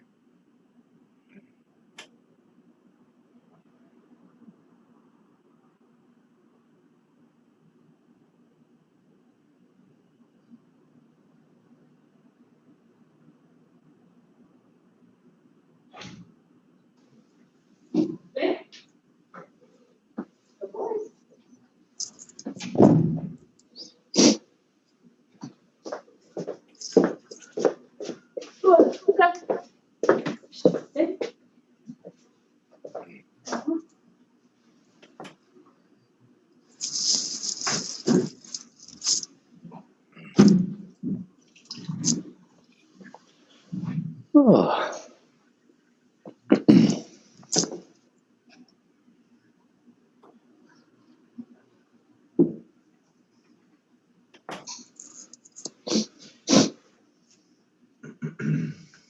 So are we still streaming now? Okay. Okay, so it streams through the little break. All right. Well, at least now it kind of, I mean, nobody else knows this yet, but these two missions seem like they're going to kind of go along hand in hand. So find out whatever the herb is, and then we head off. Okay.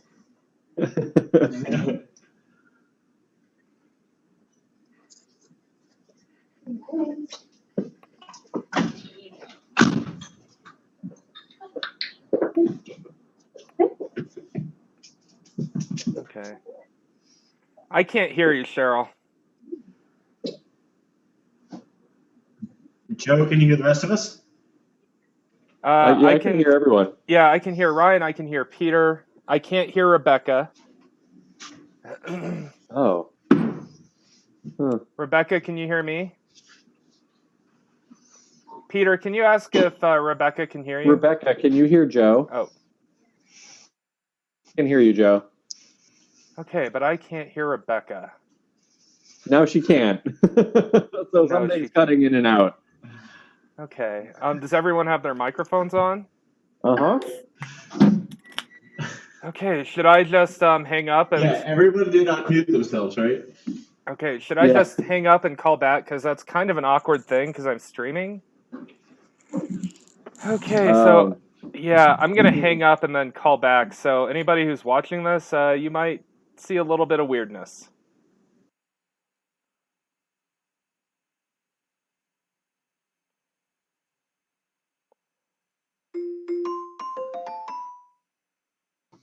Hi. Hi. Woo. Okay, I'm back, and I see... Oh no, it's just at the... Okay, so how did we get the 6 windows thing up again? I saw on Twitch yours was popped out. Did you need to pop yourself back in? I popped myself back in, but I don't hear...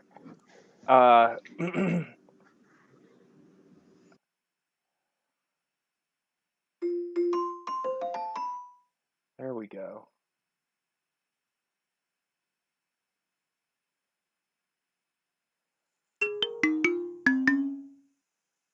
You guys, I just had to curse all the computers. Hi, Joe. Hi. Okay, so I do not see... Okay, so when I pull the window out, it doesn't do the 6 window thing. It just sort of makes people's windows larger, so I have to scroll. That doesn't... Oh, Does it change if you move that middle white bar? Yeah, move the middle thing. Does that change it? Yeah, put your mouse where it just was. Yep, and move it to the right. Like click and move it to the right. There we go. Right there we go. Okay. Yeah, right. yeah. Cool. Hey. Okay, cool. Perfect. So Lucanus is drinking Pabst Blue Ribbon tonight. So nice. Nancy's tea is still microwaving. Yeah. Well, yeah, I could hear your microwave and you telling your dog sit. Yeah. So I thought I had muted my microphone, but apparently not. But yeah, so I had to take him out. But I live on the 8th floor, so I have to get him into the elevator, take him down, then the guard has to unlock the door, and then I have to cross the busy street, wait for him to do his business, then wait for the light to turn on the busy street, come back, get him back into the door from the guard and up the elevator. It's so awesome.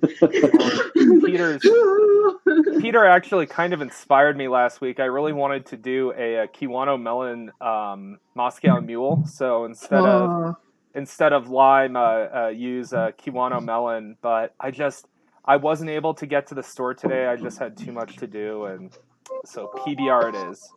But hopefully next week I can do a really nice and interesting cocktail, and yeah. Nice. So. One of my friends who streams on Twitch and does other things, the Weirdlings, y'all should go check them out. Actually, we auto-host them on this channel when they're playing things. But yeah, Mark from the Weirdlings does home cocktail mixing on their channel, and it's super fun. Ooh. I was actually on a 4-hour-long Twitch stream where it was a cocktail test kitchen in March while I was in Austin where he lives for a conference. 4 hours of cocktails. It was a good time. That might be fun to do at some point. Yeah, it was great. So yeah. And we did have at least one person in the Twitch chat earlier. I don't know if you're still there, but thank you for being here and asking questions and stuff. Thank you. So, yeah. Yeah. So, just in case, just to make something a little bit more obvious from that conversation, Lucanus basically came out as asexual. Well, to Carissa. To not Carissa. To anybody else.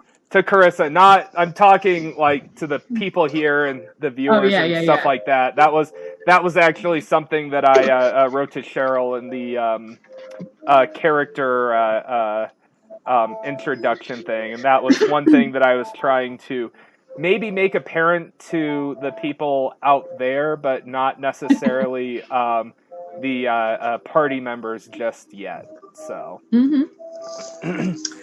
Alrighty, so yeah, let's recap a little bit. So y'all decided to go off and do the rescuing that Cedric wanted to have done, and somewhere along the way, we're very conveniently dissuaded from going in there with your weapons by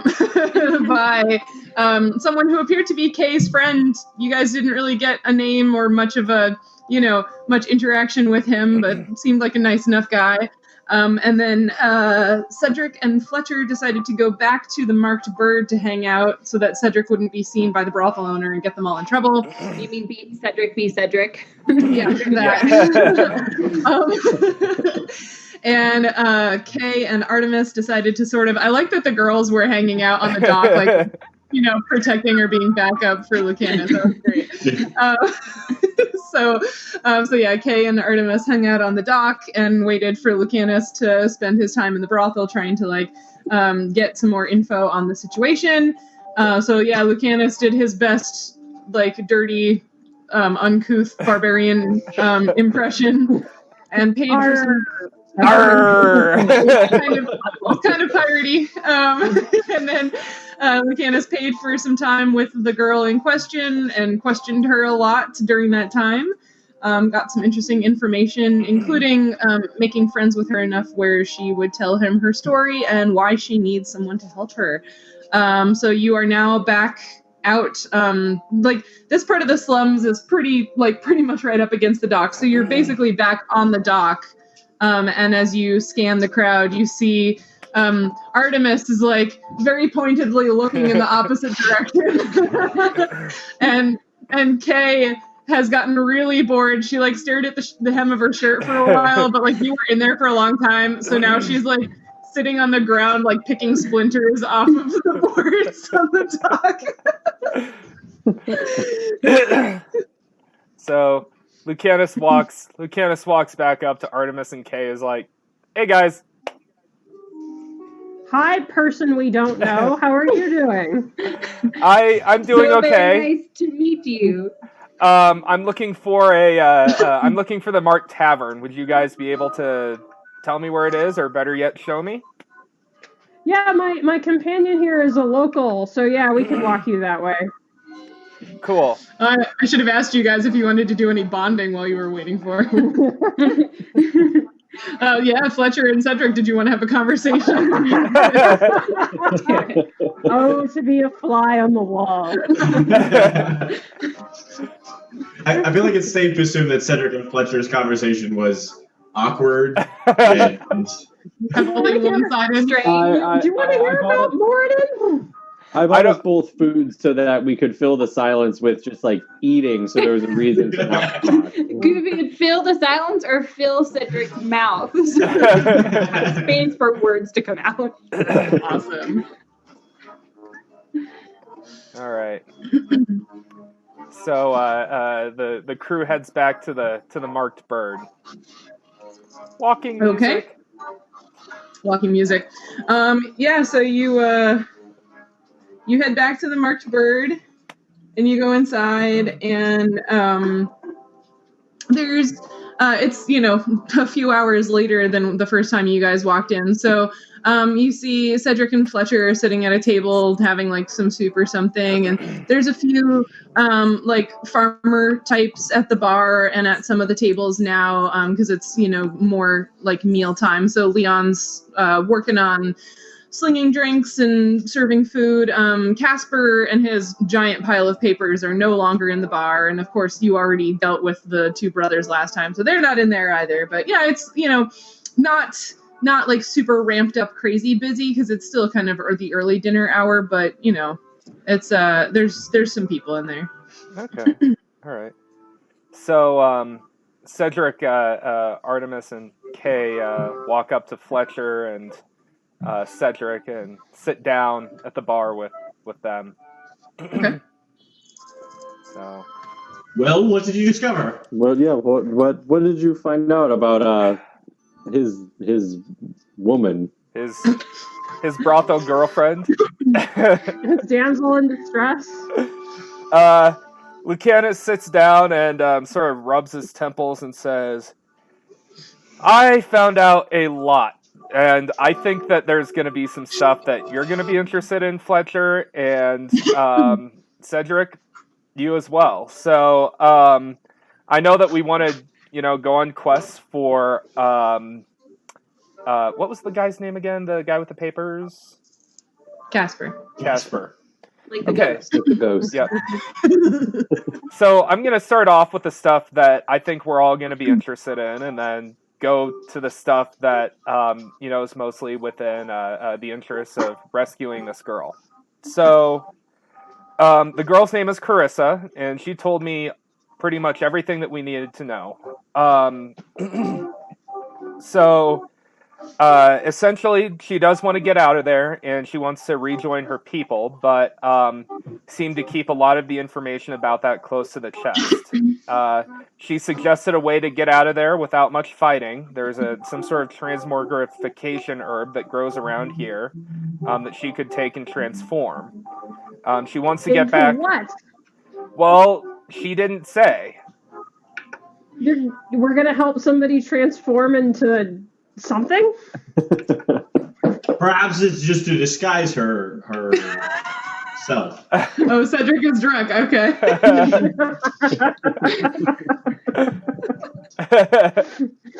I mean, he's a dwarf. He's been sitting in a bar for Sure. Yeah. Yeah. I just love how Fletcher. Ryan. I just love how Fletcher's idea of shutting Cedric up is to get him really drunk. Because I feel like I bought him food. Buying his own drink. I've been buying my own drinks. Yeah, I'm a dwarf. Okay. We saved the bartender like 3 hours ago. I feel like probably I'm getting a discount. Yeah. So, Artemis, what problems do you see with the transmogrification herb? Well, mostly I don't want her to be turning into something that's going to attack us. I mean, if you have no idea what she's turning into. Yeah, that's a good point. If it turns her into like a demon and she plans so she can escape by killing the people in the brothel, that may not be a great thing to do. Well, the way I see it, so long as she's not coming after us. I don't think demons are that picky.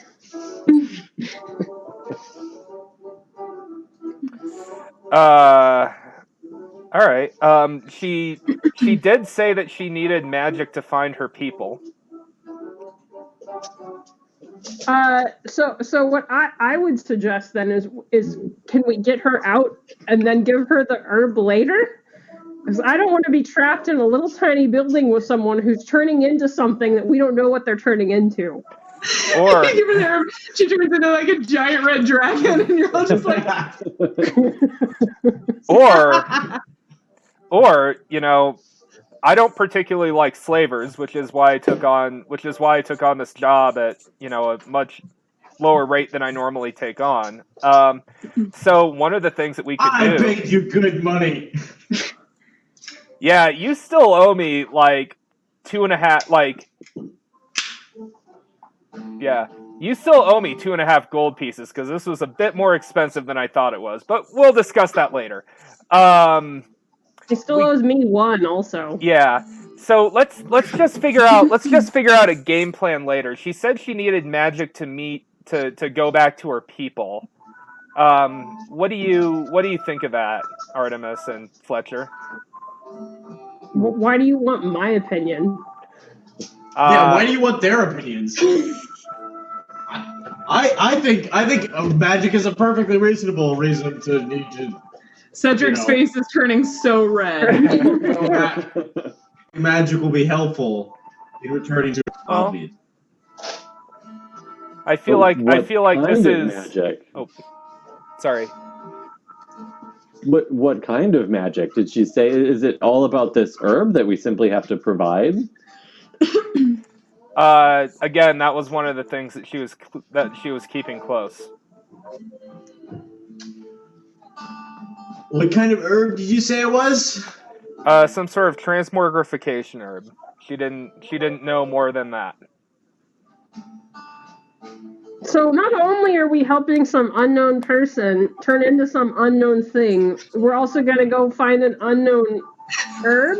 There seems to be quite a few unknowns. I love the way just- Artemis sums stuff up for us.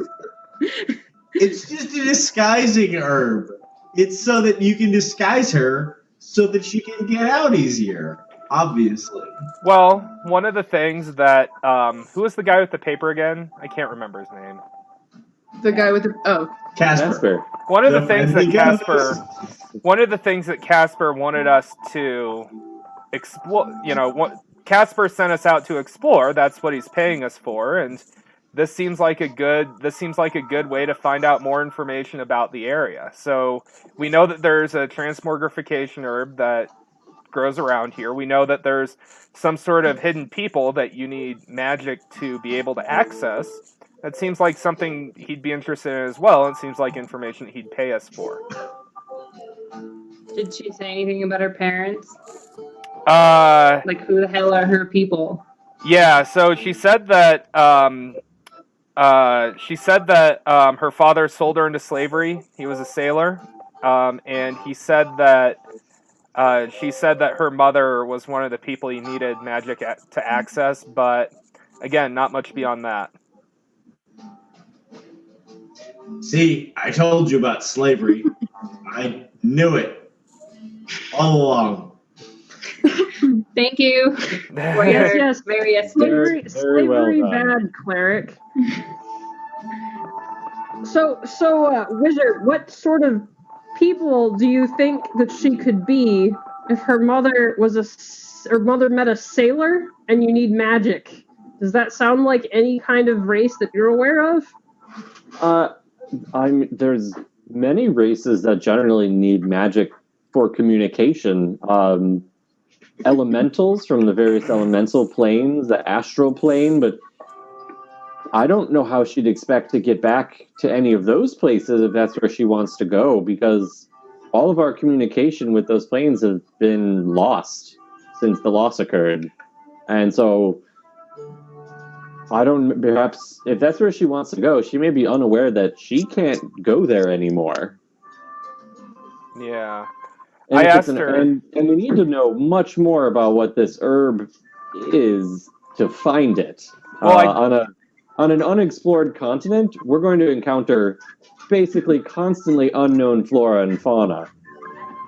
Yeah, I did ask her about the spells that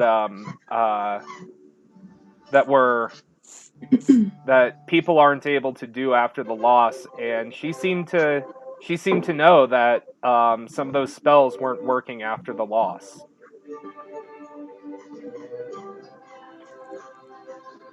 So perhaps she knows about the loss of communication and movement between the planes as well. Yeah. Or maybe she thinks she knows a way to still use some of those spells.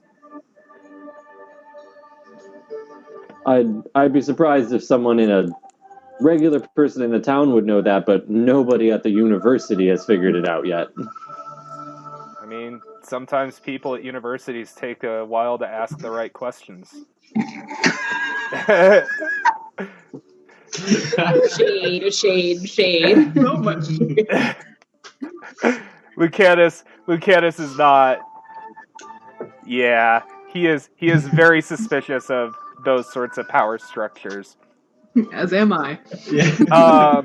Did she not say like where she was trying to go? Did she just say like my people? She didn't give you like a place? Seems a little weird, don't you think? Yeah, she didn't really say much about that, but she did give me a name of someone we could talk to about this. Someone by the name of Elsa Wentz. And who is she? What does she do? Why is she useful? You're the townie, don't you know this? Yeah, do you recognize that name, Kay? I don't.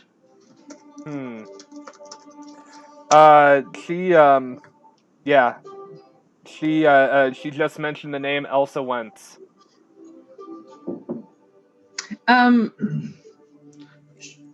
She is not in my document. Oh, okay. Of all, I searched already. She is Okay. not in my document of my 8-page book. Okay. She did also say she was an apothecary. Yeah. Did she say that? I don't remember. Out of Yeah. character. Yeah, Oh, she did. Okay. What kind of shitty notebook do you have anyway? I failed to note that. Okay, so she said she was an apothecary. Kay, make a knowledge local check for me. For me? Well, Papers. For Kay, because she Oh, lives okay. here. that can be something we can go on. A local apothecary may know some of these plants, and that's an enormous amount more than what we knew before. And I didn't actually write the total. And I also figured this is a good place to start because, as Artemis said, we don't know who this person is or what she's going to turn into, and we can gather that information before we put ourselves at any more risk. Sheryl, I didn't write down. Oh, I don't think I have a bonus. That's why. I don't think I put enough skills into it to have a bonus. Okay. So all of the knowledges are a 20 plus your intelligence plus however many ranks you put into it. So if Yeah, so my intelligence, it's a total. It would be plus a total of 6. wait, Right, because my intelligence, where is it? 3? Yeah, so my intelligence is plus 3, and I put 3 ranks into it. Okay. Yes. Then plus 6. Well, I got a 6. Plus, but I didn't write down what the bonus would have been. I think. Yeah, if you put 3 ranks in knowledge local plus your 3 intelligence would be 6. So it's a 6 Okay. plus whatever you rolled. Oh, good. 12. Okay. Yeah. So there are apothecary shops in the marketplace or in the market district, and there is more than one. All right. Well, guys, we're on a quest because there's a few apothecary shops. Then they're in the market district, but there's a couple of them. A quest!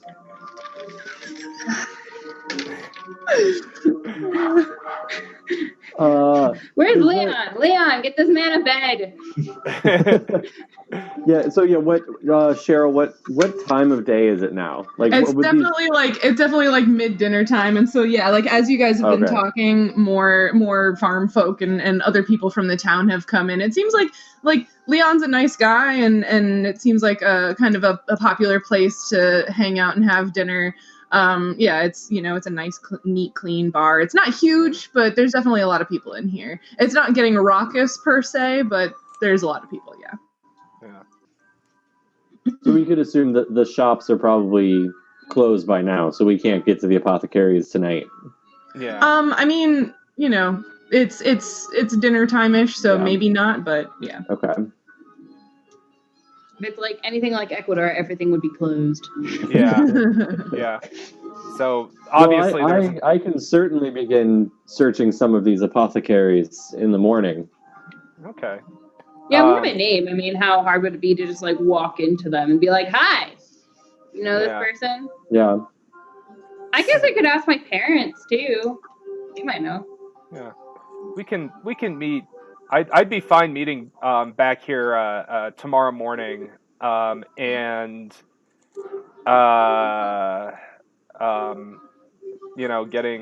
getting some sleep, getting some food, and making our next plans. So, and he looks over at Cedric and he's like, "You and I can talk tactics, and you and I can talk how this place is defended and business and stuff like that, and I can tell you about the surveillance you should have done." And he gives him a very hard stare. I mean, you can talk all that stuff at him all you want, but I don't think anything's gonna register right now. No, that is an excellent plan. Lucanus just wants his 2.5 Let's goal. devise our plan of attack.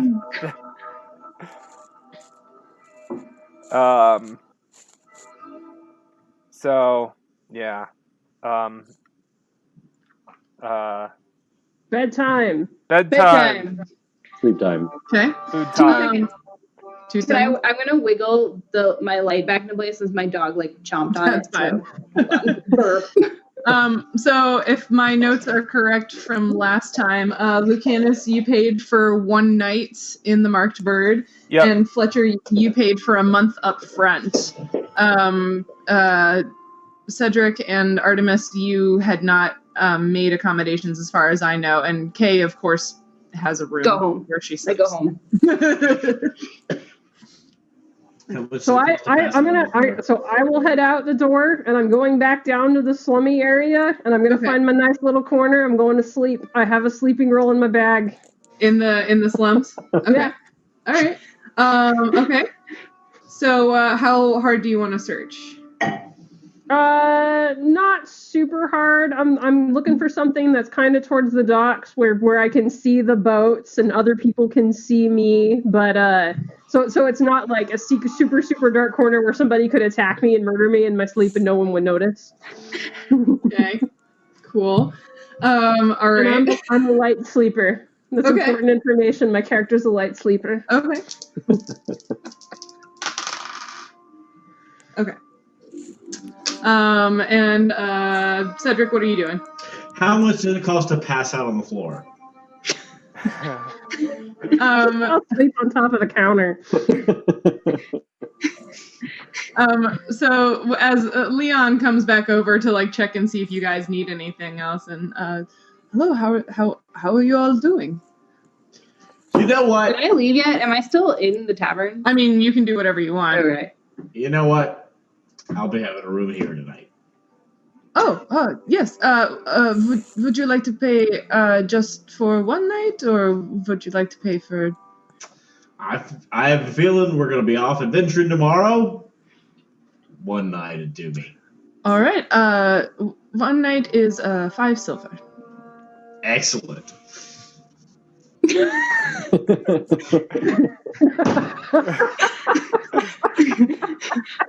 you go. Ignore him.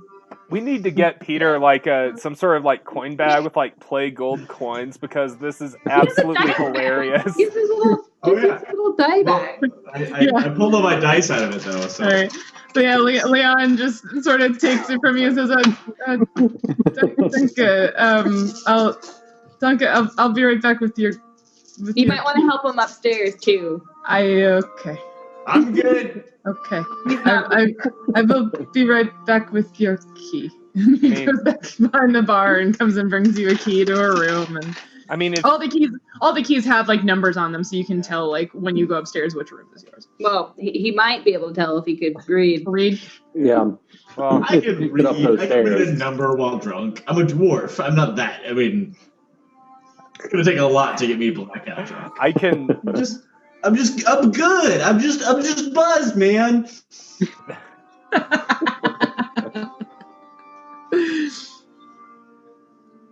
Okay. All right. Anything else?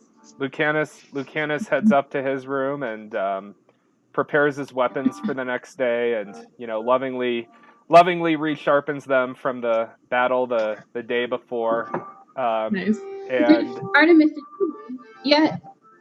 Yeah, I'm sleeping in the slums, man. I'm hanging out. I'm propped up against. But I mean, like, did you physically leave the tavern yet? Oh yeah, I'm Okay. out. I'm out 500. Did you tell them where you were going, or you just said I'll see you later? I'll see you later. Okay. yeah. Perfect. Artemis- Kate just goes home. Yeah, home. And then Lucanus goes into his room and enters his trance, and obviously the process for sleep does not go well for him.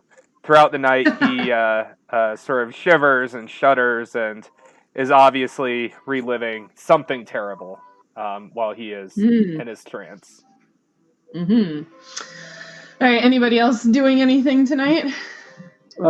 Fletcher usually ends the night jotting in notes in the big blank journal he brought to be recording things. So probably about this like herb, and because it has some kind of magical properties, you'd be recording more. Would my parents be awake at this point? Yeah, they're still up doing stuff. I mean, like they run a really big store, so yeah, your mom is probably in like the common area or at the kitchen table in your house, like with all of her ledgers spread out doing business things. Yeah. Mom. Mm-hmm. Question. I met some people. Is that she like her head like snaps up from the books and is like, that doesn't sound good. What happened? They're a weird group. They're obviously not from here. And aside insulting our town every 2 seconds, I think they're like at least average people. Anyway, one of them is looking for a person named Elsa who runs an apothecary. You wouldn't happen to know who that is. Oh, yes. Her apothecary is sort of on the same side of the... Oh my goodness. Yeah, it's on the same side of the market district as the marked bird. Sorry, hold on a second. I'm trying to think. I have that map. You do have that map. There it is. Where is? Yeah, so it's on the same side of the market district as the marked bird, but just sort of at the other end of the district from the tavern, like sort of right where the government district starts, I guess. Cool. Kate, you didn't meet people that are going to get you into trouble, did you? No, and I didn't even. I mean, well. I left the tavern for a brief moment and then didn't do anything with the crazy people. But I will relay them this information so they can, do their thing. Okay. I just want to make sure you're safe. And I definitely wouldn't want to do anything to put the business into trouble, of course. Oh, either, so. It's not just that. I'm perhaps a little more worried about you than normal, considering, how things are. Right Thanks, now. Mom. I'm going to go to bed, though. It's been kind of a weird day. All right. Oh, Mom. What did Rebecca's sign say? I missed that. Aw, Mom. Aw. Alrighty. So don't forget, if you were wounded during the battle with the Wellesley brothers, if you get a full night's rest, or for Lucanus, you get your full 4 hours of trance, you heal 1 hit point per character level, because this is not 5th and we're not OP. So since you're all level 1, you all get 1 hit point back if you were injured. If you weren't injured, you still have all of your hit points. Congratulations. I was not injured. I was not injured. Nope. I get 1 hit point. Future, but they also And the Wellesley brother gets 1 hit point, so he might still be negative. All right. So you all wake up. It is Selunim, the 22nd of Mistrun. It's a breezy, clear kind of morning. Another nice spring day. I wake up as the sun is rising. Yes, you do. I'm sleeping outside, and I go, I'm taking the smell of the slums. Yeah, it's a little ripe. Actually, would you just roll a fortitude save? Why would I have to do such a thing? Just a fortitude save. Haha! Finally. Okay, and then I need to do my other thing. Oh, there it is. Okay. I rolled a natural 20, and my modifier is +0. Cool. Okay. Yeah. So, yeah. You were sleeping at like you said, the edge of the slums, kind of like towards the docks and the sea. So it the slums definitely, like, it smells bad. But you didn't. You slept okay. You don't feel sick. You're definitely covered in some dew this morning. But it wasn't an especially cold night, especially right here on the southern coast. So you're pretty okay. Lucanus does whatever bathing stuff people do in the D&D universe, and I mean, this is like one of those where you would have ask for a pitcher of water in a basin and do like a sponge bathy type deal. Okay, he does unless you want to like pay for like a legit bath, which is like a whole nother ordeal. No. He does the standard D&D sponge bath, and gathers up his things, puts them in his pack, and stows all of his weapons in their sort of stowage places, and heads out into the tavern. So, and I am walking towards the tavern at a reasonable speed so that I will arrive there at the time that we specified. Yep. Okay. And while everybody's getting up and making small talk, he's basically asking old Leon like if he's okay and like how he's dealing after the battle and stuff like that. So. Oh, yes, I feel much better this morning. Your friend helped me a great deal yesterday, and then I had a good night's sleep, and I feel much better now. Thank you. Did he get his 1 hit point back? Yeah. Well, he was healed back to full by Cedric's spells. Oh, at least Cedric's good for something. Yeah, I was about to say it. Assume that I'm 10 minutes late to whatever time we agreed on. Kay wakes up early. Like, are her parents around? Your mother probably already went off to open the store, but your father's sort of like bopping around, for another minute or two. Yeah. Is there anything you need me to do today, Dad? Let me see. I mean, I don't think any new orders came in. You did a whole lot of the beginning of the week orders yesterday, so if all of those runs are complete, then I think you might be all right. Yes. All right. Thanks. I'll see you later. Thank you.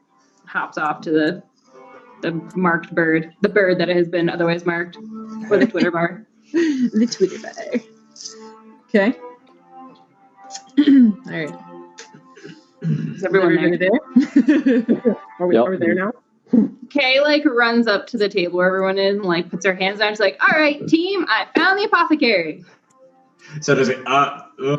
Quieter, please. Kay goes right up and says, The apothecary. Lucanus looks over. The apothecary boy. They're all I so grab cheerful. It must be Cedric's shoulders and shake him a little bit, and I'm like, "Excellent, we found her." Wait, what? Who did we find? What? I asked my parents, and they know of her, and she said that she is right around here. Miss Elsa. For Mrs. Elsa, I guess I didn't actually get that, but Elsa, the apothecary, is close by. Is the guy with the papers in the bar? No. No. Okay. Casper. He's like the ghost. The ghost. Joe is terrible at names. Guy with the paper. That's why I write stuff down. Should we head there probably as soon as she's open? I didn't ask her what time she opened, but like the general store, like my parents' store is up and running right now, so I wouldn't be surprised if people are starting to get their act together. A Let's pop in before she gets busy. All right. We might have to drag what's left of Cedric in a matchbox there. I shall lead the charge. He like You stand up, and then you're like, "Whoa." Yeah, Cedric, you can lead the charge, but maybe you shouldn't be doing any of the talking. Good idea. if Cedric pukes on someone, is that like an acid blast? Do they take acid You damage? just point him and like punch him in the stomach. Bad guy. It's an improvised weapon. Ask for a friend. I mean, remember, this is a world of magic and fantasy and Gesundheit, and you can pretty much try to do anything you want, and I will explain how to use the rules to do it. So, Excellent. you can do whatever you Cedric want. is now our improvised weapon. He'll vomit. I'm imagining this is a little bit like Rumspringa for Cedric. I'm definitely getting that vibe. Yeah. Not like he hasn't had drinks before, but he's definitely encountered a world of excitement and adventure. Yeah. Exactly. He had a rough day yesterday. He had no friends in that town. Yeah, it was very traumatizing for him. Particularly finding out that the priests at Moradin's temple are not as helpful as he would have wanted. It was kind of demoralizing for him. Yeah. Well, and then, seeing that horrific fight that happened in the last episode. And then being completely useless yesterday, doing the thing that he actually wanted to do. Yeah. It was a rough day emotionally. He has lots of feelings that he's dealing with badly. Yeah. One might even call it character development. Life is hard. Let's go to the apothecary. Walking. All right, so Kay, are you leading the way? I am. I'm assuming I got a good direction of where it is. Yeah, do you, so you're at number 5 right now, right, on your map? Yeah, so you're sort of walking down, like, the little streetway that's there in between number 5 and number 33. Yes, I did make a map and number all of the buildings. I have them all. There are at least 33 of them. There are... More than that. There's more than 58? Yeah. And that's, I didn't delineate every building in the whole town, but there are at least 58 important ones. Wow. Important ones. Remember when I told you that what my character's nose is like 8 pages long? Yeah. This building was not on that 8-page list. Well, the one that you're going to, yeah. The one that we're going to is not on my 8-page long book. All right. So you're passing by. Let me see what all you're passing by. So 33 is the barber, which I think you do know. I do know the barber, yeah. So you do know the barber. So you pass by the barber, and you're passing by. Oops, that was the wrong number. And you pass by 40 is the bakery, right? I don't think I know the bakery. Okay, so yeah, 40 is a bakery, and 31 is one of the clothing shops. There's so many numbers. Yes, I know that one. Yeah. 42 is a shop that isn't especially like apparent what it does from the outside.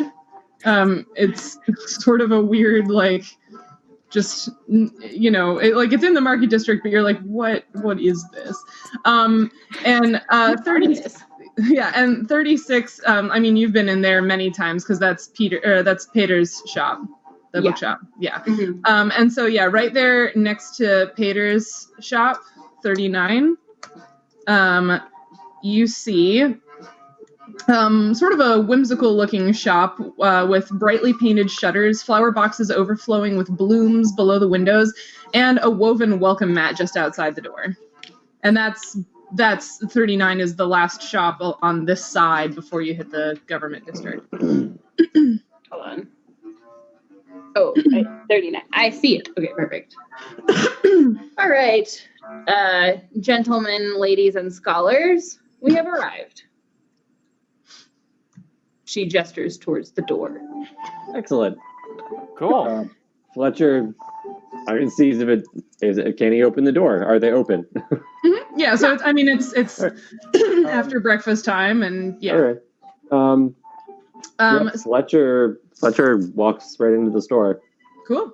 So your feet hit a second woven welcome mat just on the other side, inside the door. To your right and left, gauzy curtains hang at the windows. The entire right-hand side of the room is dominated by shelves containing glass vials and bottles in racks. The left-hand side of the room is similarly filled by shelves, these containing a variety of large glass containers and boxes of various sizes. Immediately across the room from where you're standing is a wooden counter with a purple velvet cloth laid over it, and there are paintings of flowers hanging on the walls behind the counter, or on the wall behind the counter.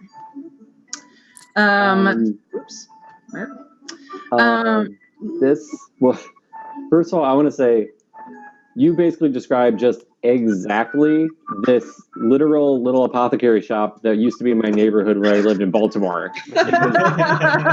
Literally, you walked in, it was a row. This woman has like curtains and fabric on everything and bottles filled with stuff. And then she has a solid wooden plate counter in the back behind where she has like all her scales and stuff. You were just describing that, and I was like, oh my God. Did any of us notice the name of this place when we walked in? Like, was there a sign? There is a sign over the door. So it's called Potions and Notions. That's cute. I love that. And the sign, it has those words in kind of like nice script, and there are definitely like carved flowers that are painted kind of like around the letters.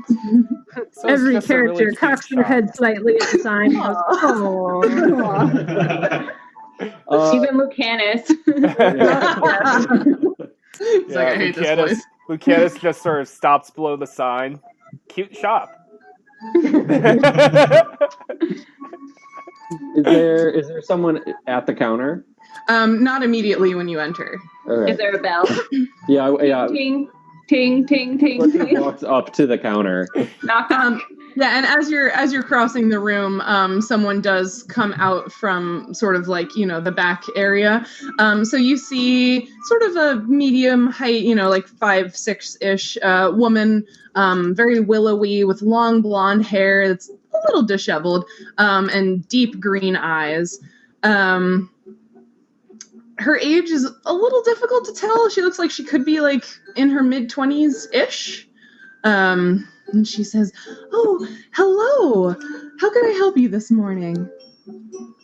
Oh, good morning. We are in search of an apothecarist named Elsa. Would that happen to be you? Yes. Hi. How can I help you? I am Elsa. This is my shop. Hello. It's you. wonderful. It's very homey and very cute. I like it a lot. Oh, thank you. I'm so glad. We are in search. We were directed to you in our search for a particular herb that I believe is endemic to your continent. And so we are unfamiliar with it, but it seems to have some kind of magical transportation or transformation powers. and we wanted to see what you might know about your local foraged herbs. Oh, well, I mean, yes, there are a lot of very interesting magical plants that are endemic, as you say, to Arda, and they're really fascinating as I've been learning all of them over the years since I moved here. I'm not sure if I know exactly what you're speaking of, though. Did you have a name or a more specific description or a specific use you were looking for? I have a whole bunch of different things here in the store. Well, I believe this man here heard much more about the specific actions this herb can take. So I believe he may know a little bit more. She sort of like, almost bird-like kind of like peeks, because you're quite a bit taller than her, Lucanus, like peeks up to kind of see under your hood. Hello, yes, what was it you were looking for? We have a friend by the name of Carissa who the girl by the docks. Yeah. Yes. You're trying to help her? She asked me about a way to, yes. So you're looking for that. That's actually excellent. I'm out of that particular herb. But if you look like sort of a capable group. She sort of, looks over your weapons and stuff, and the blood that's like still on your Yeah, I'm assuming Cedric went to bed with the dried blood on his shirt still. His nicely pressed white shirt is no longer nicely pressed or white. He just collapsed on the floor of your room. Yeah. Absolutely. Yes, you all seem like a rather capable bunch. If you were able to go out and find some of this herb, you'd be able to bring some to her to help her, and I'd also be more than willing to pay you for any extra you were able to forage, so that I can use it in making potions and things here in the shop. What's it called? Gildaweed. Gildaweed. Oh, that sounds familiar.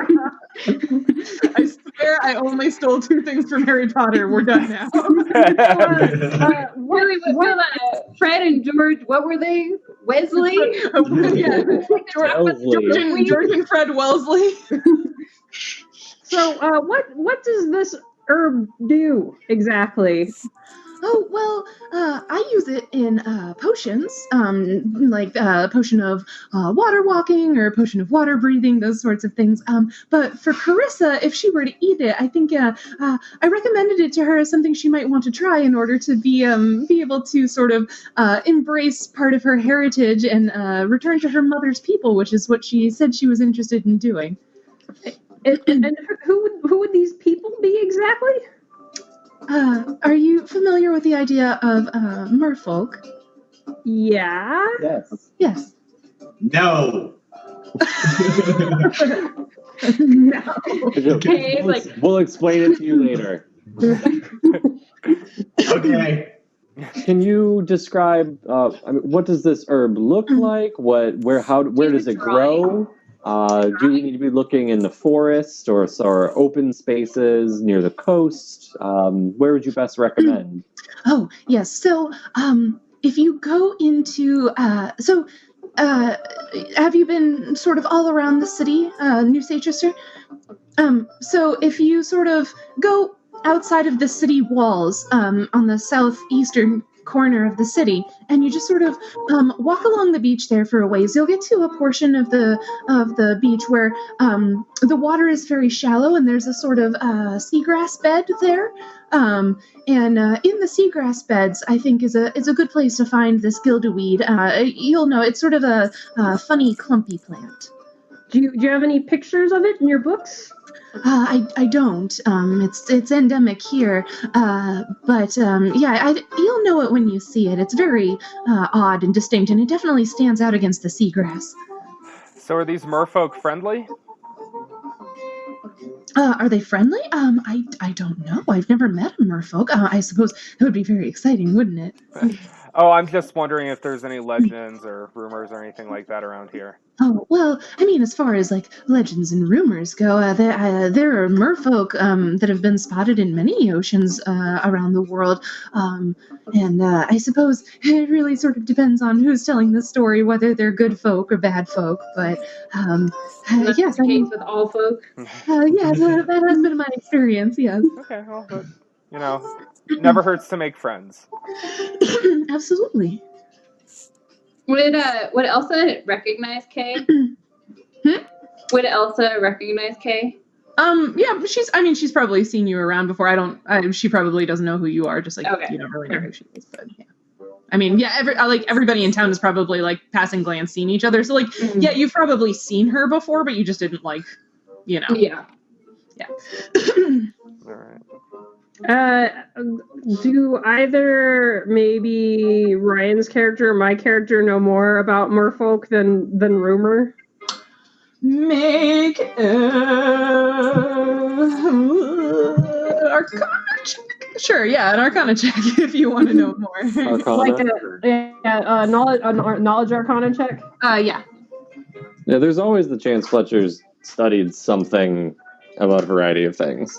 Yep. That's always the But does problem with he having a remember nerd it? character. Yeah. Please. 11 plus 5 modifier, so I got a 16. Okay. 15. Yeah, so sorry, my external hard drive is not playing nicely with my computer right now. But yeah, so I mean, you know a little bit about merfolk. It's not a super uncommon thing to think about having heard of. So yeah, definitely, half person, half fish, live in the ocean, in, robust societies beneath the waves. They're capable of breathing water, but also capable of communicating in the air. Yeah, I mean, you definitely heard of them before. You read an article once on Wikipedia.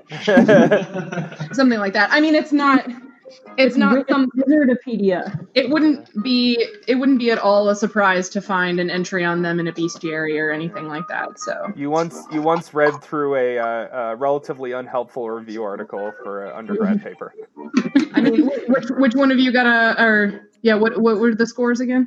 16 for me and 15 for Ryan. Okay, yeah, Artemis, you might also, especially, with a little bit of your background, you might also be familiar with the idea that, like, if one were to peruse a selection of tawdry romance novels, they would not be surprised to find one that features merfolk. They have tawdry romance novels in this universe? Of course they do. Oh, Every yeah. universe has Every tawdry universe. romance novels. In Critical Role, there's a character who based all of his knowledge gathering on reading tawdry romance novels. That is definitely a thing in this universe. I want to read the tawdry romance novels that happen in the D&D universe. Oh, they're good. They're so good. Lots of really fun interspecies intrigue. Do we know anything else about the powers that merfolk have? Like something that they that they do when they interact with other races, or good things or bad things that they can do? Let me consult my book, which wasn't opening before, and now it is. Hold on a sec. Come on. Yeah. This is a super appropriate song to have on right now. Merfolk on page something or other. Sorry, these books are giant. There we go. 185. Let's see. You were asking for like anything special that they can do? Yep. I mean, they're really good at swimming. They're amphibious, so they can breathe water and air. Although they don't usually come, they don't usually come all the way out of the water because, like mobility No legs. and stuff. Yeah. They are, they're usually considered to be sort of neither especially good nor especially bad creatures. They just, sort of live in their societies beneath the waves and do their own thing. Yeah. So it's not like a not like if you're thinking of like a siren, they're not overtly evil and trying to, drag sailors beneath the waves, that kind of thing. Yeah. Okay. Although you've definitely heard stories to the contrary, it might be more of an individual basis. Well, thank you very much, Miss Elsa. We will hopefully return with this gildaweed in hand. Yes, and as I said, if you have, if you gather enough for Carissa, and you were interested in gathering any more, I would be happy to pay you 1 gold piece per gildaweed clump that you brought back, because I do need it for some of the potions I brew. How much do we need?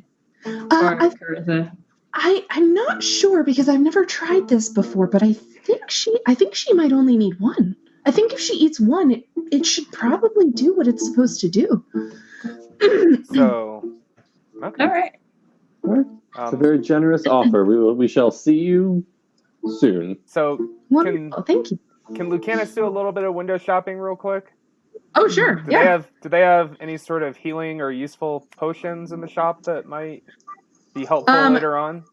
She has, there are quite a few potions on the racks, and then on the other side in the shelves, there's what is it? What does it say? Clump equals SI. Clump is an SI unit in this universe. Yes. One bunch, one individual plant unit. One use plant, please. You saw it in Harry Potter, right? It's just like it's just like a glug. So there's definitely a few potions of varying colors in the bottles and the racks on one side of the store, and there's a few items on the shelves on the other side. Like I said, there aren't like labels on anything necessarily, but Elsa sees you looking and says, "Oh, are you interested in any of the items here for sale? I can certainly help describe them to you if you're interested in buying something." He just sort of, we're probably going to run into trouble at some point. It would be nice to know, what the healing potions cost. Oh, unfortunately, I don't specialize in healing potions. Most of the potions that I brew are a little more nature themed, I guess you could say. I do a lot of potions. Let's see, there's some potions of endure elements and magic fang and bark skin and things like that. So I don't have healing potions per se, but I do have a lot of the sort of potions that can help protect you or make you better at certain skills, things like that. Okay, all right. If I wanted to get the healing potions somewhere on down the line, where would I go? The other apothecary in town sells healing potions. What are they called? That's the Bubble and Fizz. Pops makes healing potions. Okay. You're laughing at my names for my stores. You haven't even gotten to the best ones. All of her stores' names are gold. No, I love them so far. Which one's your favorite, Nancy? Oh, I don't even know. I'll have to think about it. All right, we'll have to have a competition later. Y'all can vote on your favorite store name. All right. Lucanus follows the rest of the group out of the store. Okay. Good walking music again. Yeah. So we're gonna go collect some plants. That can't be that difficult. Plant clumps.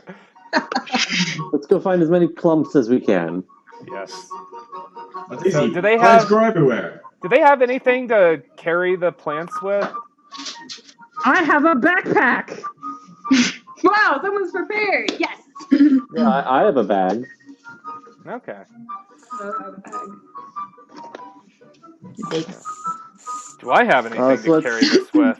So, Kay, are you familiar with this beach that you described? Am I familiar with this beach? I mean, you haven't spent a whole lot of time out there, as the locals call it, so like outside the walls of the city and like, you know, out in the farm country or whatever. Like you know that the beaches exist, and you may have been out there like, you know, a handful of times to you know, swim and play in the sand and stuff. But that's like basically the area where people do that is right on the other side of the city wall. They're on the southern side.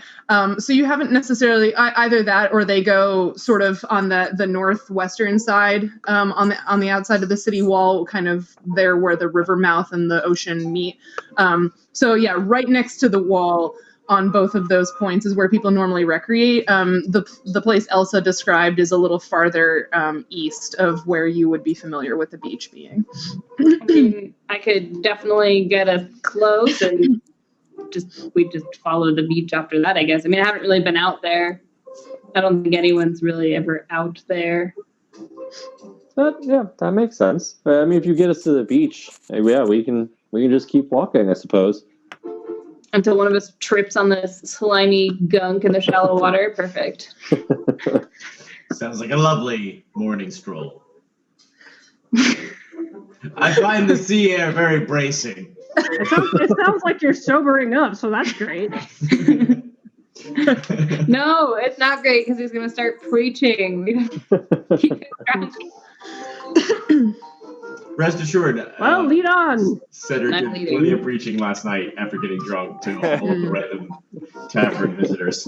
Nice. Can we just have like one podcast episode where it's just like Cedric just drunkenly preaching?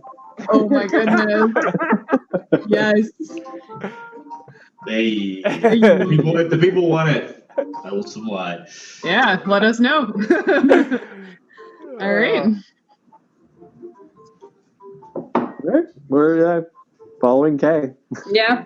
All right. So yeah, you're able to. You guys didn't want to do anything else. You're just heading through. I love the dancing cat. Yeah. So if you're not doing anything else in the city, you can basically make your way down from the market district, sort of, you know, in that spot that. The main road that sort of goes between the warehousing district and the middle class housing area, and then sort of, you know, take that main road that goes east. Was that an O?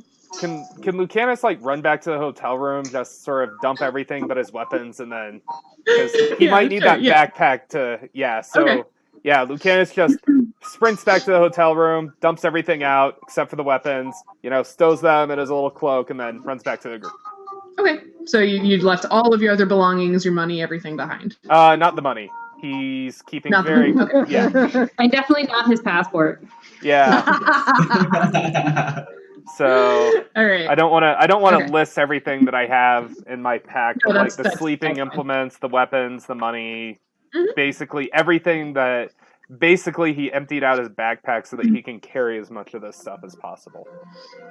That is more than okay. Okay. All right, yeah, so you guys sort of head down through the town and sort of go south first and then go east and make it out of the wall of the city and make it to the part of the beach where people normally recreate. There aren't necessarily people there today because it's still early in the spring, so the ocean water is probably a little cold. But yeah, you're to the part of the beach that you're familiar with, Kay. All right, here we are. But the rest of the beach is that way. It's a beach. Yep. It keeps going. So I guess we'll walk on it. Everyone keep their eyes open for mysterious masses green of grass out in the water, somewhere that we can access. Mm-hmm. All right, so you start walking along. Can I have everybody make a perception check for me?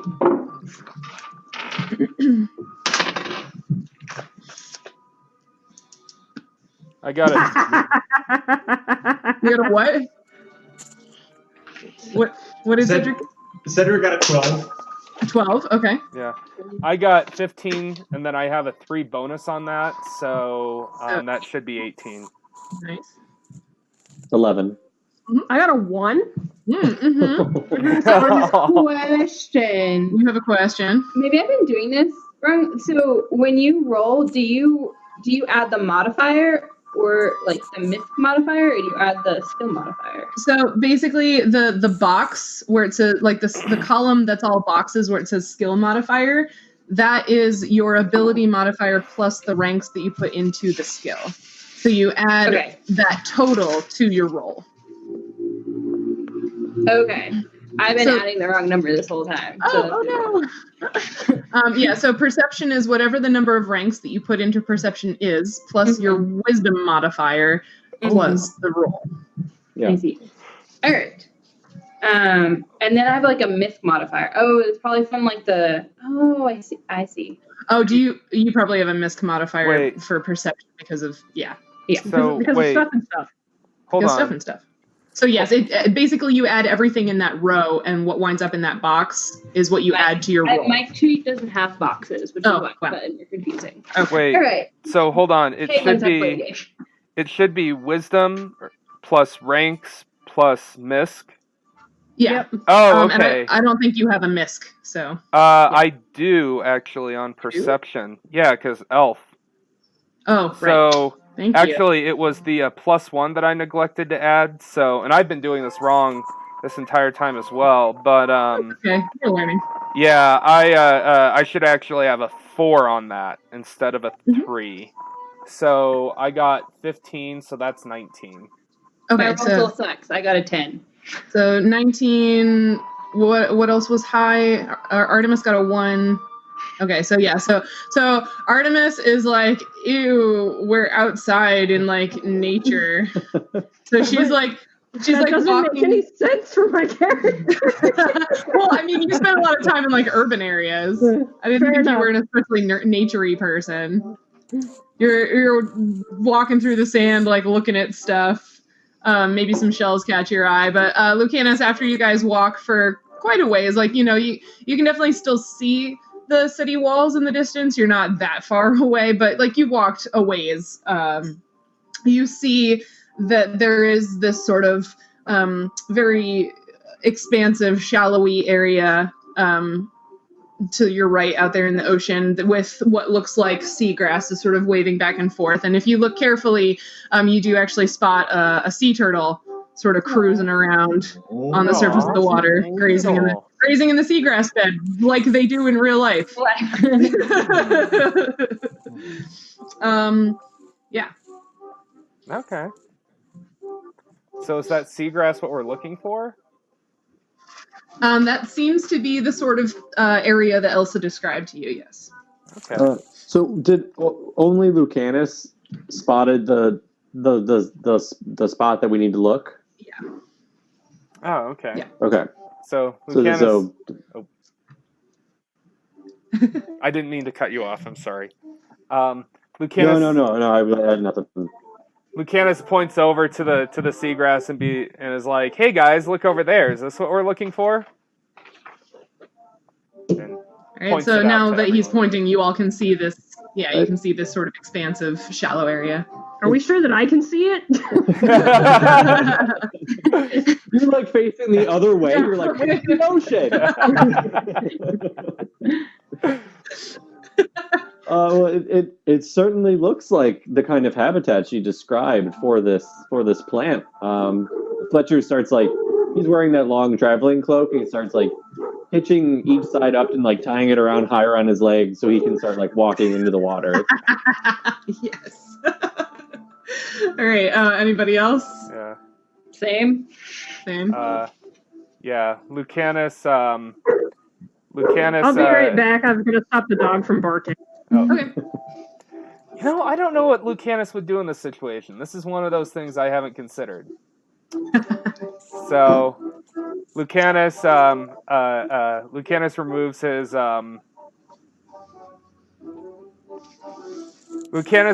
his cloak and puts it on the beach, which reveals the great sword that's in the sling on his back, and as if we haven't seen you cut someone in half with it. Yeah. And Secret sword. puts his armor on and heads out into the. So that armor's waterproof, right? What are you wearing? The leather armor. I mean, heavy. waterproof is kind of a, like Water will get in and Like- under it. yeah, like it's not going to be destroyed by being in water. For like this is very shallow. Like for all of you, like, sorry to use this term, but like normal sized people, that's a terrible way of saying that, but you know what I mean. It's like Everyone but Cedric. everyone but Cedric. Yes, it's like knee height. But for Cedric, it's a little closer to waist height. So yeah, like most of your armor is not going to get in the water. Well, I just sort If of you go always walk. imagine the leather armor as sort of like one piece with all of the bottom like completely being like one piece and then it being fastened towards the top. Well, it's not like a bodysuit. Like when you think about leather armor, it's usually like, some sort of like something that you attach, like a vest or a jacket over your top, and then maybe like some pieces that you strap onto your legs. So it's not like a jumpsuit. Oh, okay. I thought it was the thing I was looking at in the D&D I compendium somehow made it look like a jumpsuit. I mean, you can wear whatever you want, honestly, but yeah, like it can be in multiple pieces. Like you don't have to. Okay. Well, he just Yeah, it lays doesn't- it. Joe's trying to wear Scarlet or Black Widow armor. Yeah. And like Just like a spandex thing that like it doesn't Yeah. protect you at Lucanus all. is just like. Yeah. Just Well, straight see, sword that the guy. thing is, like, and I sort of mentioned this during the practice session when I like jokingly called Lucanus Leather Daddy when he put the armor on, but the thing Yeah. that like the thing that I saw in the D&D compendium reminded me a lot of BDS. It reminded me so much of like BDSM gear, so I just can't help but picture leather armor as that. I don't know if that's like the real thing it was historically, but I mean, yeah. everybody's got their own style, but yeah, a lot of it was like Yeah. a jerkin and some things to put on your legs. So. He's just very reluctant to leave his weapons and his armor behind because it's sort of like a security blanket for him. So he just very hesitantly like leaves the armor on the beach and is obviously not happy about it and very nervous about it. Okay, so you're not wearing your armor. Not wearing the armor. Okay. So Fletcher has rolled his sort of like robe and traveling clothes up a little bit and is walking into the water. Lucanus took off his cloak and his armor and is leaving those things on the beach and is walking into the water. What about the rest of you? Kay has her ganoush pants on with the leather armor over it. Mhm. She just has like the hip leathery bits, I guess. They're her ganoush or special fancy skirt pants, whatever they're called. Gaucho. As Rebecca said, there's still gaucho pins. Joe can't remember Casper's name, and I can't remember what my pants are called. See, I can. I own a pair in real life and everything. Or anyway, See, they have a tie at the bottom. I have Okay. the opposite Always problem. I love can't timing. remember Casper's name, but I can remember Mhm. like the leather armor. Yeah, that's all right. And also follow suit into the Okay. water. Anybody else?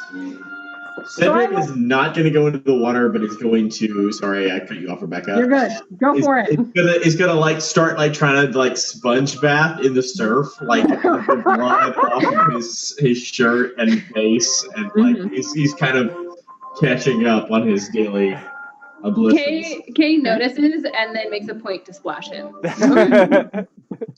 And You're gonna get it all rusty. Whale.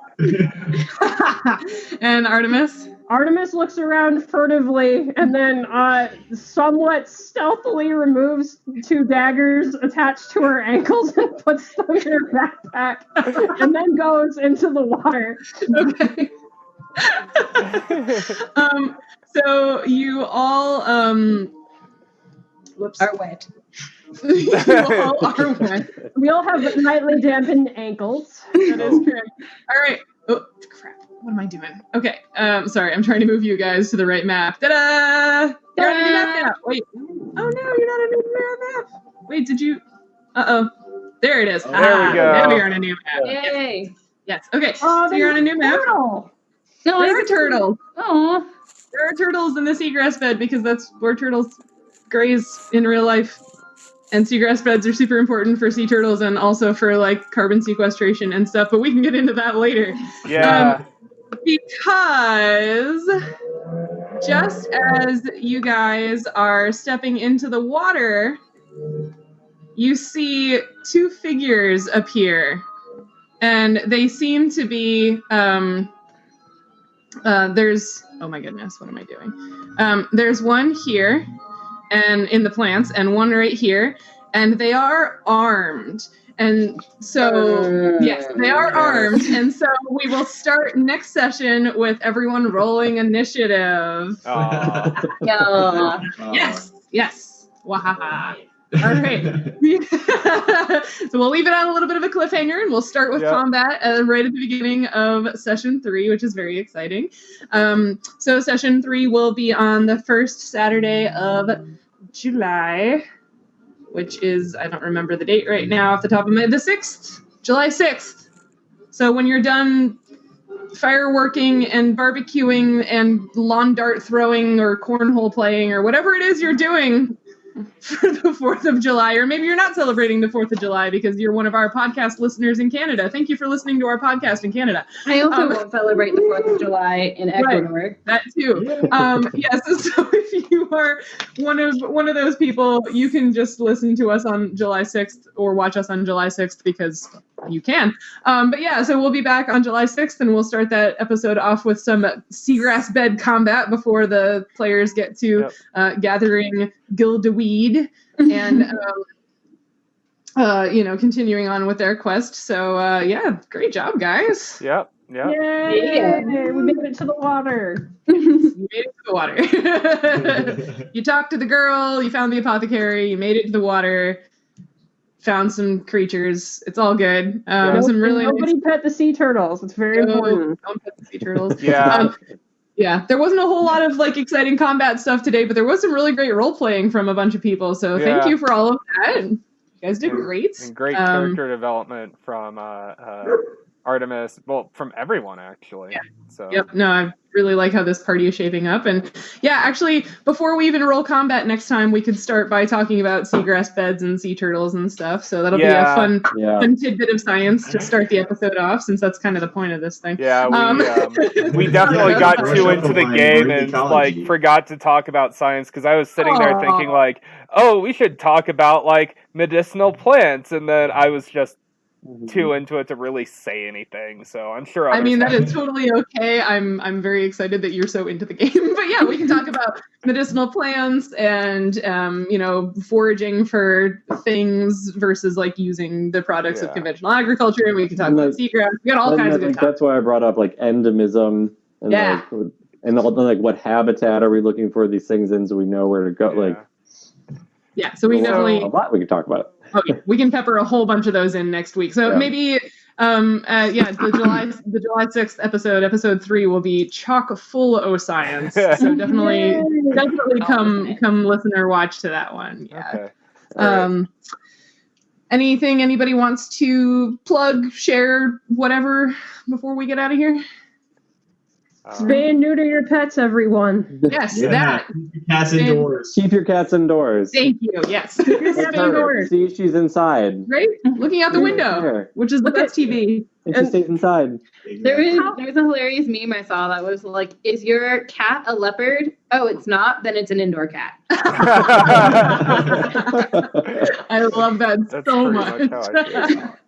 How many black cats do we have between within this entire group? That's a great question. I think it's like all black cats. Well, mine is black and white. So, which, by the way, are we talking like 50-50? Yeah. Okay. So you get a half. One. I guess I'm like 2.99. Because Cricket's got white toes. Nice. Which, by the way, it's really awesome that you guys have all adopted black cats, because those are the ones like people think they're bad luck. And they're like the least frequently adopted. So kudos to you guys. You guys are. They certainly are.